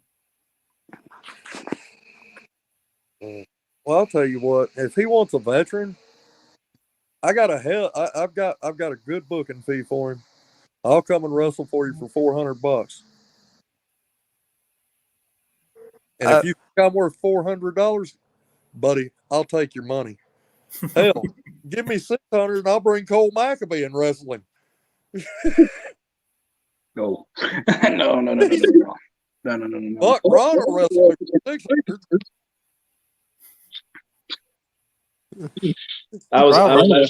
I was actually told a long time ago that by my wife, she said, you can wrestle again, but they got to offer you at least 4 figures. And I was like, well, 4 figures or figure 4? So that's it. Well, I tried. Sorry, dude. Well, you know what? She never did say that the 4 figures couldn't have a decimal in between the 4 numbers. So yeah. So I can give you 20.00. Right? Yeah. Hell, I can't do it. All right. What was that, Thomas? We couldn't hear it. I said for $600, not only will that happen, I'll bring Michael King to be my manager. We'll bring real respect to that fucking place. Yeah, there you go. Fuck, I'll wrestle truck. I'll tell you what, I'll do it. I'll do it if I get to be the hoot and you get to be the punky. You take all the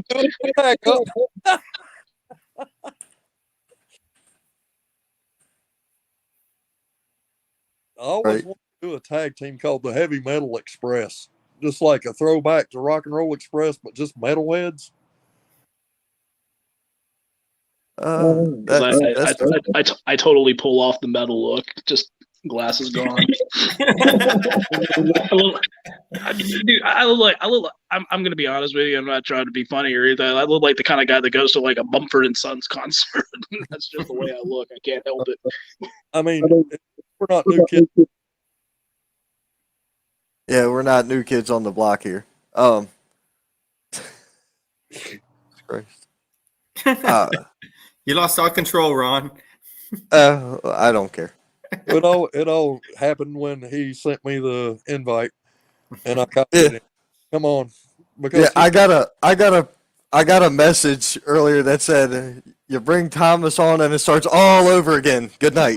That was the exact message I got from somebody.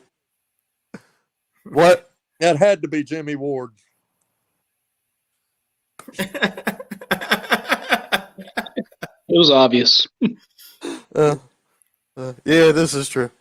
And then Ace just messaged me. He said he won't be home till around 2. The show ain't going on that long. Go on. I Jim. can't decipher what the hell he said, but it's something like the only time you're talking about this. I'm like, yeah, this is the only time I'm going to talk about this shit. I was going to give Ace the chance to say his it because I've never heard. He made the remark about, well, Ace told everybody what happened. I ain't never fucking heard what Ace said. I ain't never heard that. So I was going to give him the platform to say what he wanted to say. Say what happened. I'm one of those people. You're too nice, Ron. No, not really. Well, I know that, but I'm trying to put you over as a podcaster. I'm good. I'm good. I get put over as an asshole all the time, so I'm fine with that. Yeah, I agree. I mean, yeah, you're a great guy. Hey, it is what it is. You're a great guy. If you can't put yourself over, how are you going to get over? Oh, wait. No, that's Octavius's motto. Sorry. We're gonna get you a gold belt with a microphone on it. Cole's like, oh, we're dying. We're A dying. microphone and 2 shovels on the side. Cole's like, what the hell did Yeah, I? Cole's like, okay, I gotta find a way of politely excusing myself. What, you got a fart? Oh no, I would just unmute my mic for that one, just to let that one rip. I mean, that's the only way I'm talking shit right now. Oh, man. Take the hell out of Cole because he's not gonna. He don't give a shit who it is. He's not gonna bury him.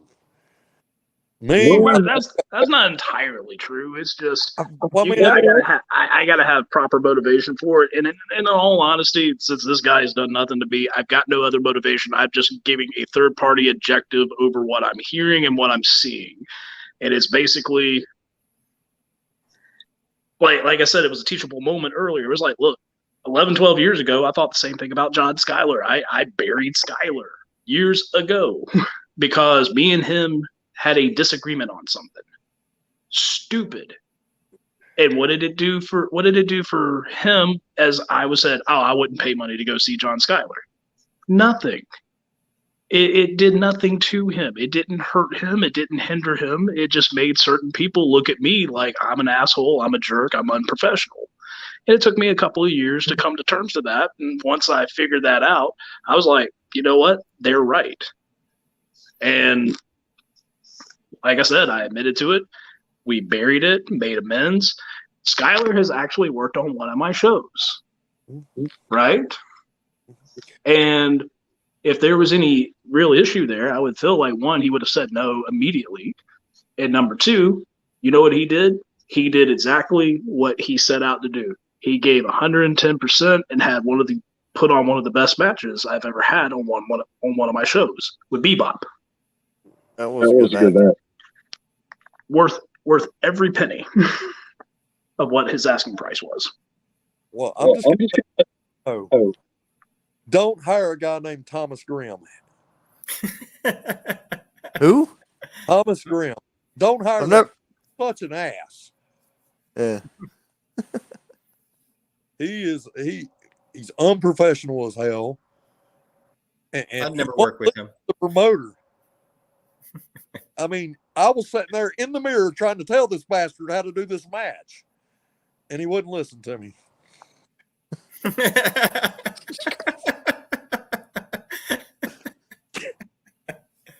Come on, guys. This is wrestling. Let's not be fucking serious. Oh no. It's fucking wrestling. All right, now let's go over the guidelines of how a proper tag team match is supposed to be ran. You're supposed to be holding on to the rope at all times, but as you get tagged in, and you have to touch hands, it can't be shoulder to hand or hand to foot or anything like that. Oh, we're not being serious. Sorry. Oh, what if I smack you on the ass? Do what? What if I smack you on the ass? Does that count as a tag?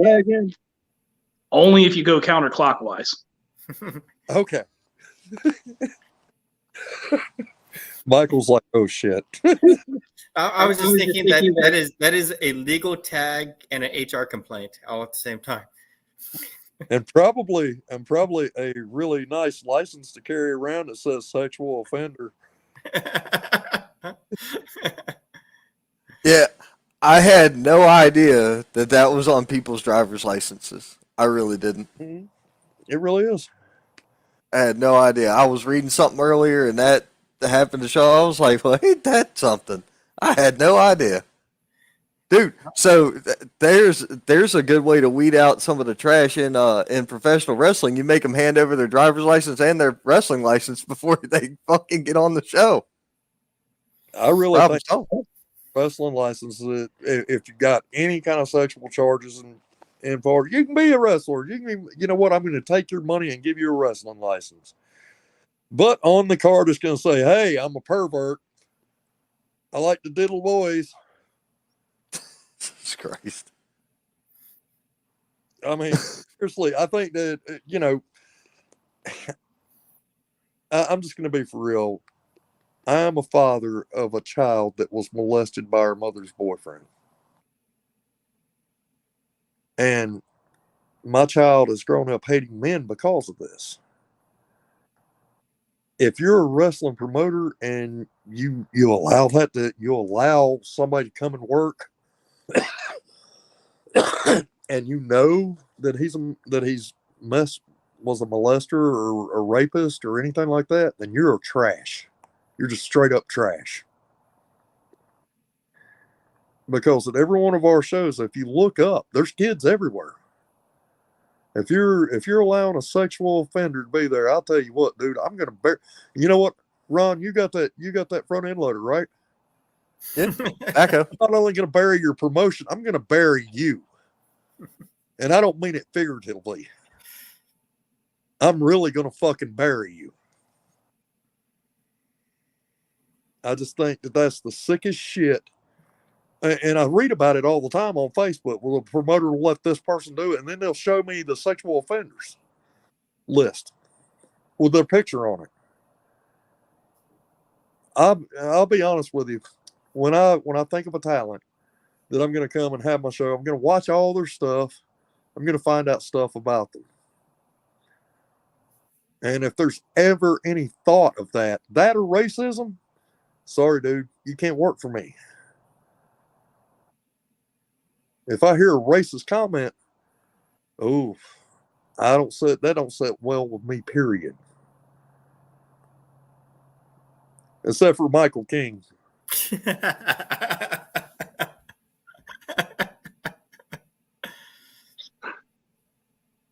Well, you don't have to unmute me. I have no words. Oh. I think he just gave me permission to be racist, but I'm a minority, so by definition, I can't be racist. What are you going to say? You hate Asian people? Is that like a double negative? I'm trying to do the math in my head and it's not making sense. You caught that, huh? Yeah. Oh, wait a minute. John Matthews says, "What's up, guys? What's up, John?" Hey, John. Dude, I think he tore his ACL tonight. Yeah, that was just about to ask. How is that ACL doing? What's the word on that? He's sitting in the emergency room. He's sitting in urgent care right now. He's been sitting there since the show ended 4 hours ago. He needs to turn his volume up, and we just need to get ridiculous. I have no idea what he's doing, dude. I was ad-libbing that. Over in urgent care by us. I don't know. I don't know what show he was working. Would he be upset if I called him ACL Terre? Never watched that movie? What? What It was movie? an old comedy and a movie about a football coach. It was college, and one of his running backs' name was ACL Terry.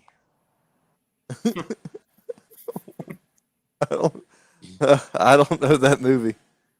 You got to watch. It's called The Comebacks. I think I've seen The Replacements. That was with Keanu Reeves. Yeah, this didn't have Keanu Reeves. It's too low budget for that. I mean, have you seen Bill and Ted's Excellent Adventure, the original? It was pretty low budget.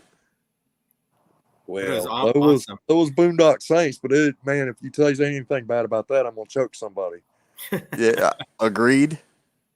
100% agreed. Hey, I watched a great movie. Has anybody watched any good movies lately? What define lately? Like in the past month? I know Cole goes to the movies all the time. He's a junkie. I saw the new Scream last night and then again today with my 10-year-old. She loves horror flicks, so that's kind of a me and her thing. I enjoyed it. I thought it was fun. Yeah, we've been doing the horror movie thing because my wife and I we're big horror movie fans. Halloween's our holiday and everything like that. So now, of course, I did watch the new Halloween Ends. My friend Michael Smallwood was in the first one, and in Halloween Kills, he played Marcus, the male nurse that ended up getting stabbed in the face. So I watched this one, and of course, I did see a lot of people that were disappointed or saying that they didn't like it and all this other stuff. But I'm gonna be honest with you. I thought for the movie, for what it was fine. Is it the greatest movie? No.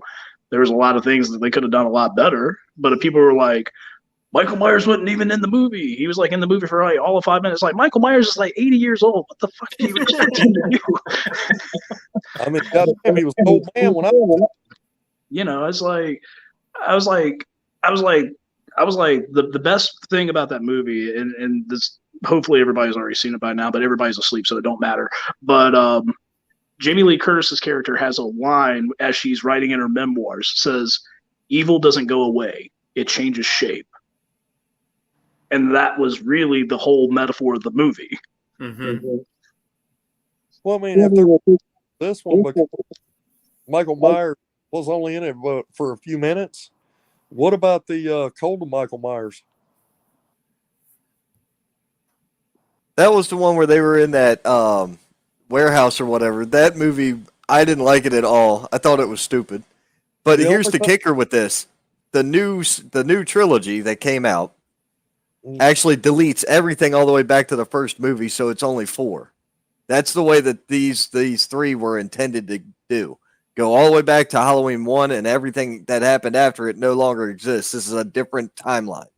Well, you know, that's like a lot of Rob Zombie, a lot of shit about his version of Halloween. I thought it was so much better than the original because it went into more detail about Michael Myers and why he was that way and how he was when he was a kid before he murdered his sister. I liked that part of it, but as far as keeping true to the remainder of what Michael Myers embodies and such, you all right? I gotta give these shits up. Yeah, probably. But the reason I asked is because I watched a good movie yesterday called Night Shift. It's a horror movie with Jamie Foxx. It's on Netflix. He's a vampire slayer, and you got to watch it. It's got the perfect blend of comedy and horror mix. Snoop Dogg. Yeah, it was really good. I saw that one not too long ago. I think Jimmy Ward was actually the one that told me about that. He was watching it. Trying to think what else we've watched. Now, of course, since we got kids and everything like that, young kids, you know, there's Minions: Rise of Gru and stuff like that, you know, things like that. That, you know, it's cute movie, it's kids movie and all that other stuff. But I was so disappointed in the Netflix Texas Chainsaw Massacre reboot Oh, because yeah. Texas, Oh, I mean, the violence in it was awesome, um, but see, Texas Chainsaw is the definitive horror movie for me because, like, when I was a child, back when the USA Network used to do Friday the 13th marathons before they censored everything out, they would do marathons from first movie to part 8. And we would stay up and watch them all the time. So I was desensitized as a young kid. Like, I was watching this stuff when I was like 5 and 6. Didn't bother me. We watched Nightmare on Elm Street. Didn't bother me because Freddy Krueger is more humorous, all that other stuff.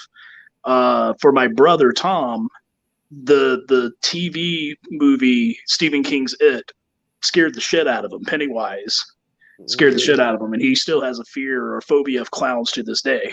But I was like 12 or 13, and I've always heard about Texas Chainsaw Massacre, and I'd never seen the original. So I got a copy of the original from the movie store, and I was like thinking, there's no way that this movie's as good as people made it out to be. And then when I got through just that first part where you get the corpse like on the gravestone, I was just like, okay, that, I've never seen movies just kind of start off like that. Then when they picked up the hitchhiker and everything like that, it was just so bizarre and creepy, and it had that sense of realism to it that for me, this was like ultra like eerie and very, very spooky because it seemed very, very real. So here I am, 13 years old, watch horror movies, and I finally found the movie that actually frightened me a little bit. So that became the movie that I became attached to. I remember back when I was a kid, what my very first scary movie, honestly, was The Exorcist, the 1973 William Peter Blatty's Exorcist. Mm-hmm. Like, I was like 5 years old. My dad was watching it, so I decided we had a VCR. Hey, it wasn't even a VCR; it was a Betamax. I mean, now I'm telling how old I am. But anyway, he had the Betamax, and he's watching this. So I'm sneaking up, and I'm watching behind the chair. His recliner. I'm just like sneaking around watching the shit. I'm telling you, that movie still gives me the creeps. So The thing that really gets me is I actually watched a documentary where it was talking about The Exorcist. It was actually based loosely on a true story that happened in St. Louis, Missouri. it was. I've been to the steps, the famous steps from the film Mhm. in Baltimore. They're in Baltimore. Mm. Been there. Now I'm gonna go ahead and do mine, and then hell, Mike, I don't know if you have anything to say about horror movies. But I am gonna catch up on comments real quick. Hold on. John Matthews said, "It's hurting, my friend. I heard it working my first show today, then went to the other one with it tore. Now I'm in some serious pain." Yep. Jesus That's what I call Christ. bad decision making skills. That's bad decision 101. He said, "Y'all give me some positive vibes. Have a good night. Have a good one, sir." Zach Thomas chimed in. What a motley looking crew on here tonight. Yes, sir. What's up? Facebook user, not sure who that is. I thought it was 5 or 6 out of 10.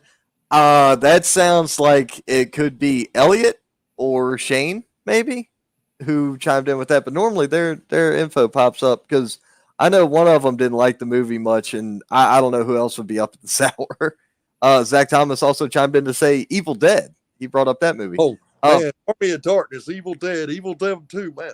Yeah, I'm into that. Sorry. So Oh, I remember, I think some of the first horror movies I cared to watch, besides the, knowing the Friday the 13th and all that, it just never really interested me. I got into it around when Scream 1 and I Know What You Did Last Summer came out. And I was like, okay, all right, I can deal with this. And then I went back and hear me out, because you got to remember I'm also younger than all of you. I went back and went to Walmart and bought collector's box sets of like Freddy Krueger, and I bought all the Jason movies I could buy, and I just went and started collecting old slashers, and I started watching all of it front to back, and started kind of analyzing what I liked and didn't like then. For my money today, Saw is where it's at. Where we're talking about a classic movie that actually freaked me out, Lawnmower Man. Lawnmower Man freaked me the fuck out. That right. Okay, right. Yeah, the fucking digitized dude's face, and that think about me back then and me now, and it's like, how in the hell did that? Because back then I didn't know shit about I didn't know what a fucking computer was, when I was like 8 years old. I had no idea what a computer was. I didn't, we didn't have that shit growing up. I didn't see cable television until I was already a man. No, not quite that bad, but it was there. Man, Hellraiser for true story, true to life immersement in a storyline. Clive Barker is the one, and that's it. He's the one. And the original Hellraiser line were, oh shit, he done cut off. I think his phone crashed again. His phone made that sound the last time he crashed. Okay. Well, hopefully maybe he'll get back on here. I'll give you a couple of movies to watch, if you can find them. That is, one. It's a possession movie in sorts. Possession. No, this one's a good one. It was in the 80s. It's called The Entity. It had Barbara Hershey in it. And that's based on a true story on a lady that moved into this home somewhere outside of Los Angeles. Her claims were that while she was in the house, she was being attacked by this unknown, entity, of course. And, she was physically abused, raped, and they depict a lot of that stuff in the movie. Like where you see where her clothes are just ripping off, and then you can see the bite marks just appearing on her and everything like that. It was very well done for a movie from back then. But it's very hard to find that movie on streaming services and stuff like that. I think you got to get a VPN. It might have to go through GeoMap and maybe find one of the other countries that might carry the movie on a Netflix or something like that.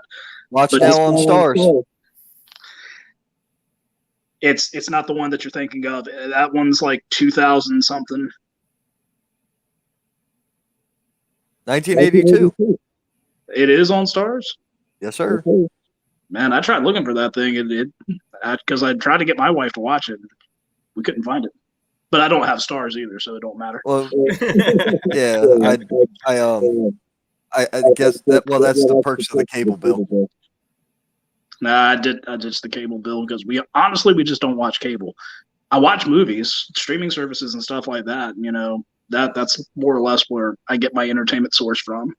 But other than that, I didn't feel like paying $230 for cable if I watched it maybe twice a year. Right.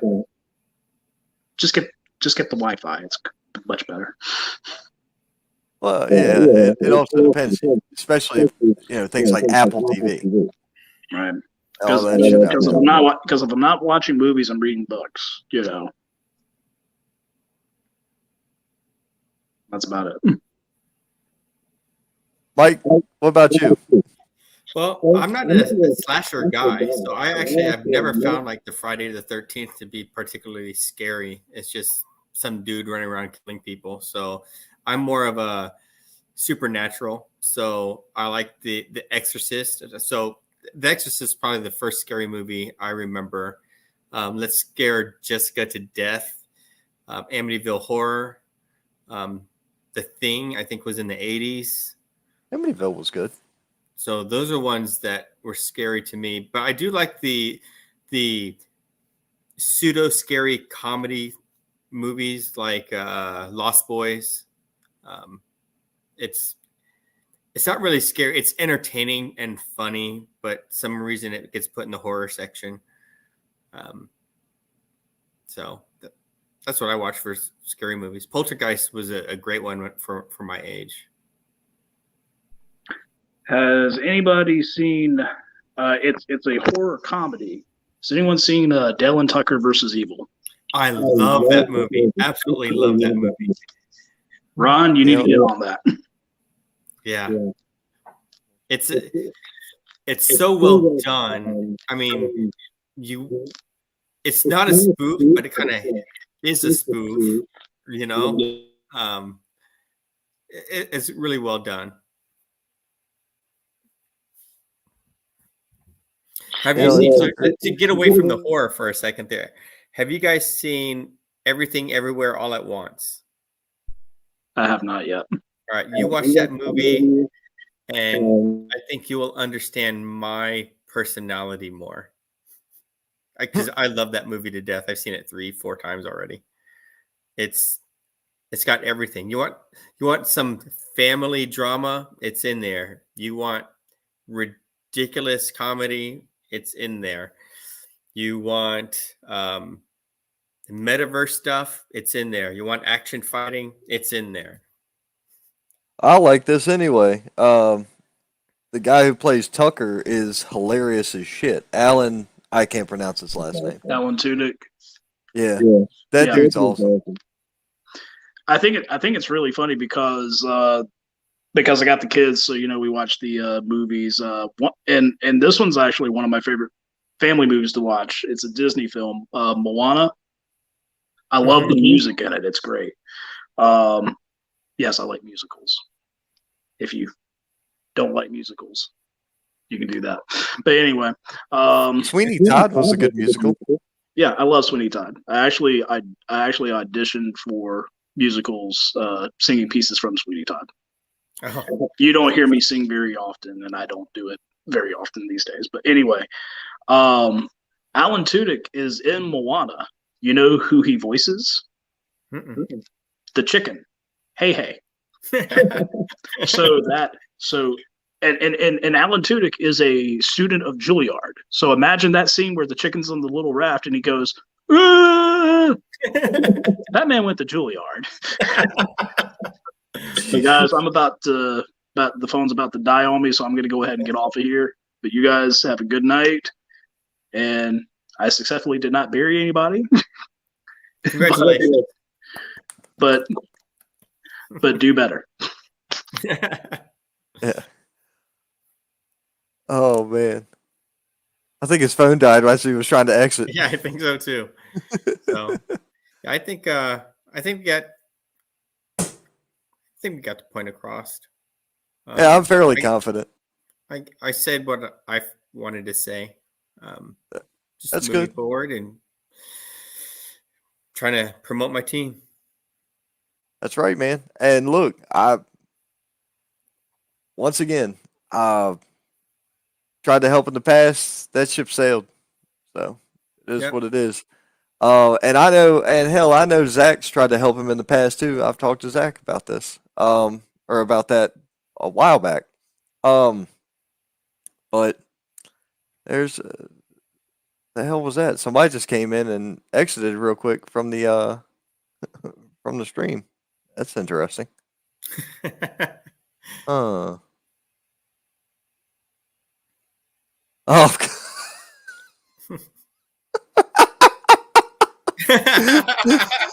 That's all I had to do was say that, and he knew exactly what I was talking about. That's terrifying. Zach, I'm sorry if we go back to the very beginning of the show and listen to the first little bit. And so that's not my normal content. I'm normally not that much of a prick, but in this case, it was just. That's fucking hilarious. Oh my god. Look, that's another promoter who can say things. Jesus, it's. But you're right. Enough has been said. I'm fairly confident the message has been delivered. I'm pretty sure that's a couple of those little eyes up there in the corner. There's probably a couple other people sitting in the back that don't want to say anything. They're probably like, "Oh my god, I don't want to say nothing. I'll get in trouble with another promotion." And that's all good. You don't have to speak up. I understand. That happens too. Yep. Some people are that worried about a spot or anything. You earn your spot at a promotion. Yep.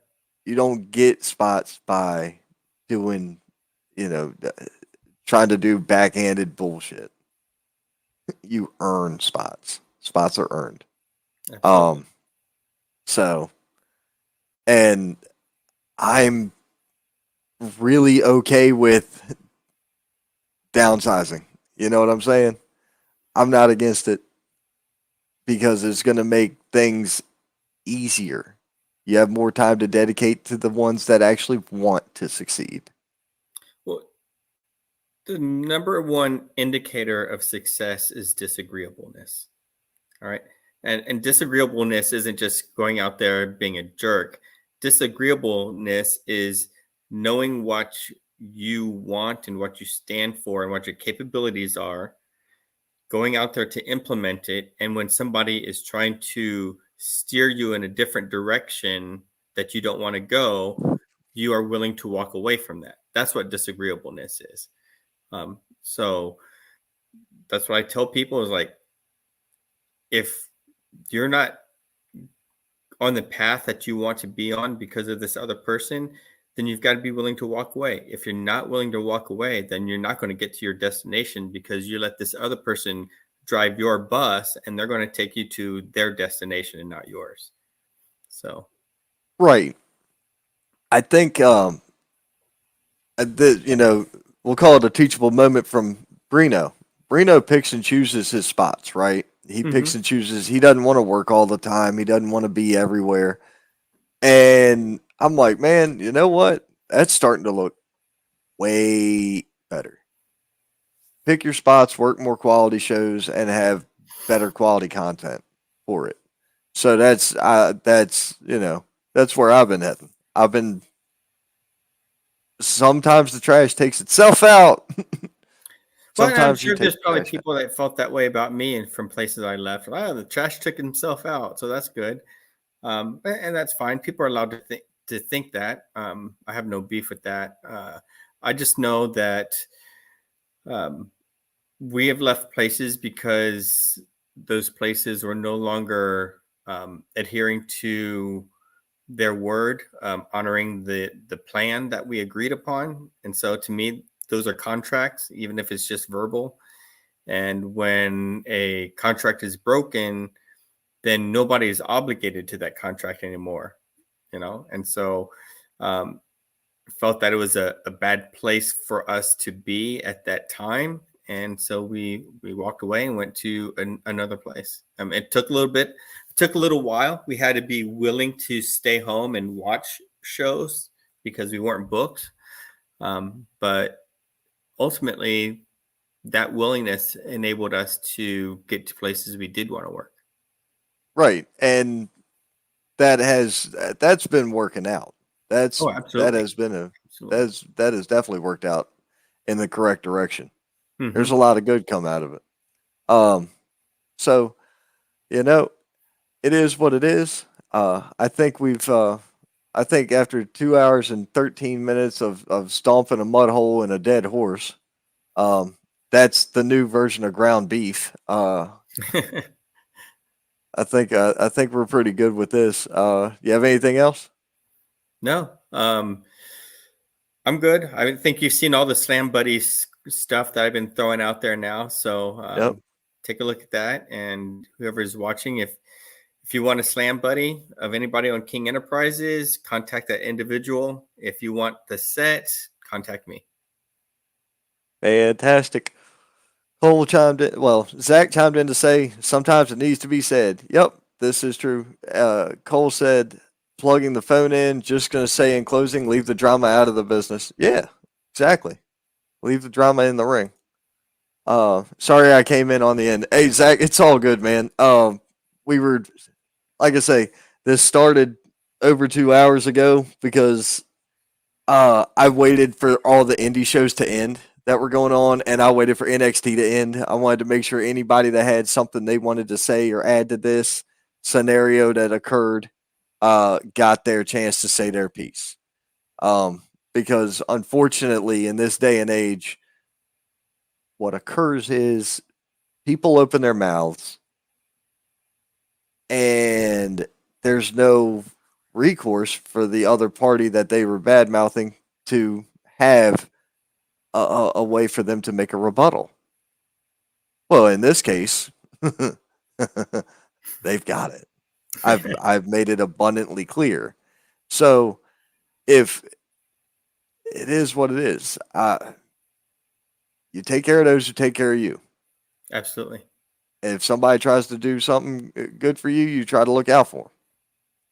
If somebody tries to take liberties on somebody that you work with, don't think so. And I appreciate it. Yeah, ain't no problem. Like I say, I was a whole lot more calm now than I was earlier. Earlier, it would have been just a cuss fest. So, I was able to articulate more than a sentence full of sentence enhancers. So. Yeah, you were mad, and I was more of a, oh geez, here we go again. Yeah, I was pissed because I remember what it was like the last time this shit happened. Mm-hmm. And I'm like, why? Well, what's the fucking goal here? What's the point? Yep. I couldn't see the point of it. I still don't see the point of what was said. It's Right. just the fact that it was said and it needed to be dealt with. So sometimes in this industry or on this side of it, sometimes you can't just let shit go. Sometimes you just got to handle business. So, Yep. and Zach said he agreed. Fantastic, man. That's great. Oh, and I hope everything's going well on your end. Been a week or so since we chatted, but I hope everything's good with the scenarios and situations we were discussing the last time you and I spoke. All I will say is that promotion hurts this business. You're not wrong. I said that earlier. Anybody who Mhm. goes there and sees an independent wrestling show is going Right. to be turned off to every other independent wrestling show because they all say indie wrestling. Right. Nobody else would get a chance. Right. That's a problem. Mm-hmm. Oh, it's getting better. That's great news. I'm glad to hear that, man. Really am. Man. So, folks, I think I think the golden shovel is done. The backhoe's been put away. The grease fittings are done. It's been fueled back up for tomorrow's burial. So, folks, thank y'all for tuning in. Thank y'all for chiming in, all the comments and everything. If you want to catch the whole show, you can go back and watch it on Facebook, YouTube, Twitter, Twitch, whatever. You probably will not be able to download this one. Cole said, he said, I don't do indie wrestling. I do professional wrestling. And Zach Thomas said, thank you. Of course, sir. You can go catch it. It won't be available for download on the podcast network. I'm going to keep this one off of there because, no offense, but what would somebody in fucking Russia want to hear about some drama that occurred here in the Carolinas? Let's be real. Shit's downloaded around the world, not just here in the state. Yeah. So I appreciate everybody who did chime in, comment in, and viewed. Thank y'all for tuning in. And Mr. King, thank you for joining me. Thank you. Peace be the journey. Of course.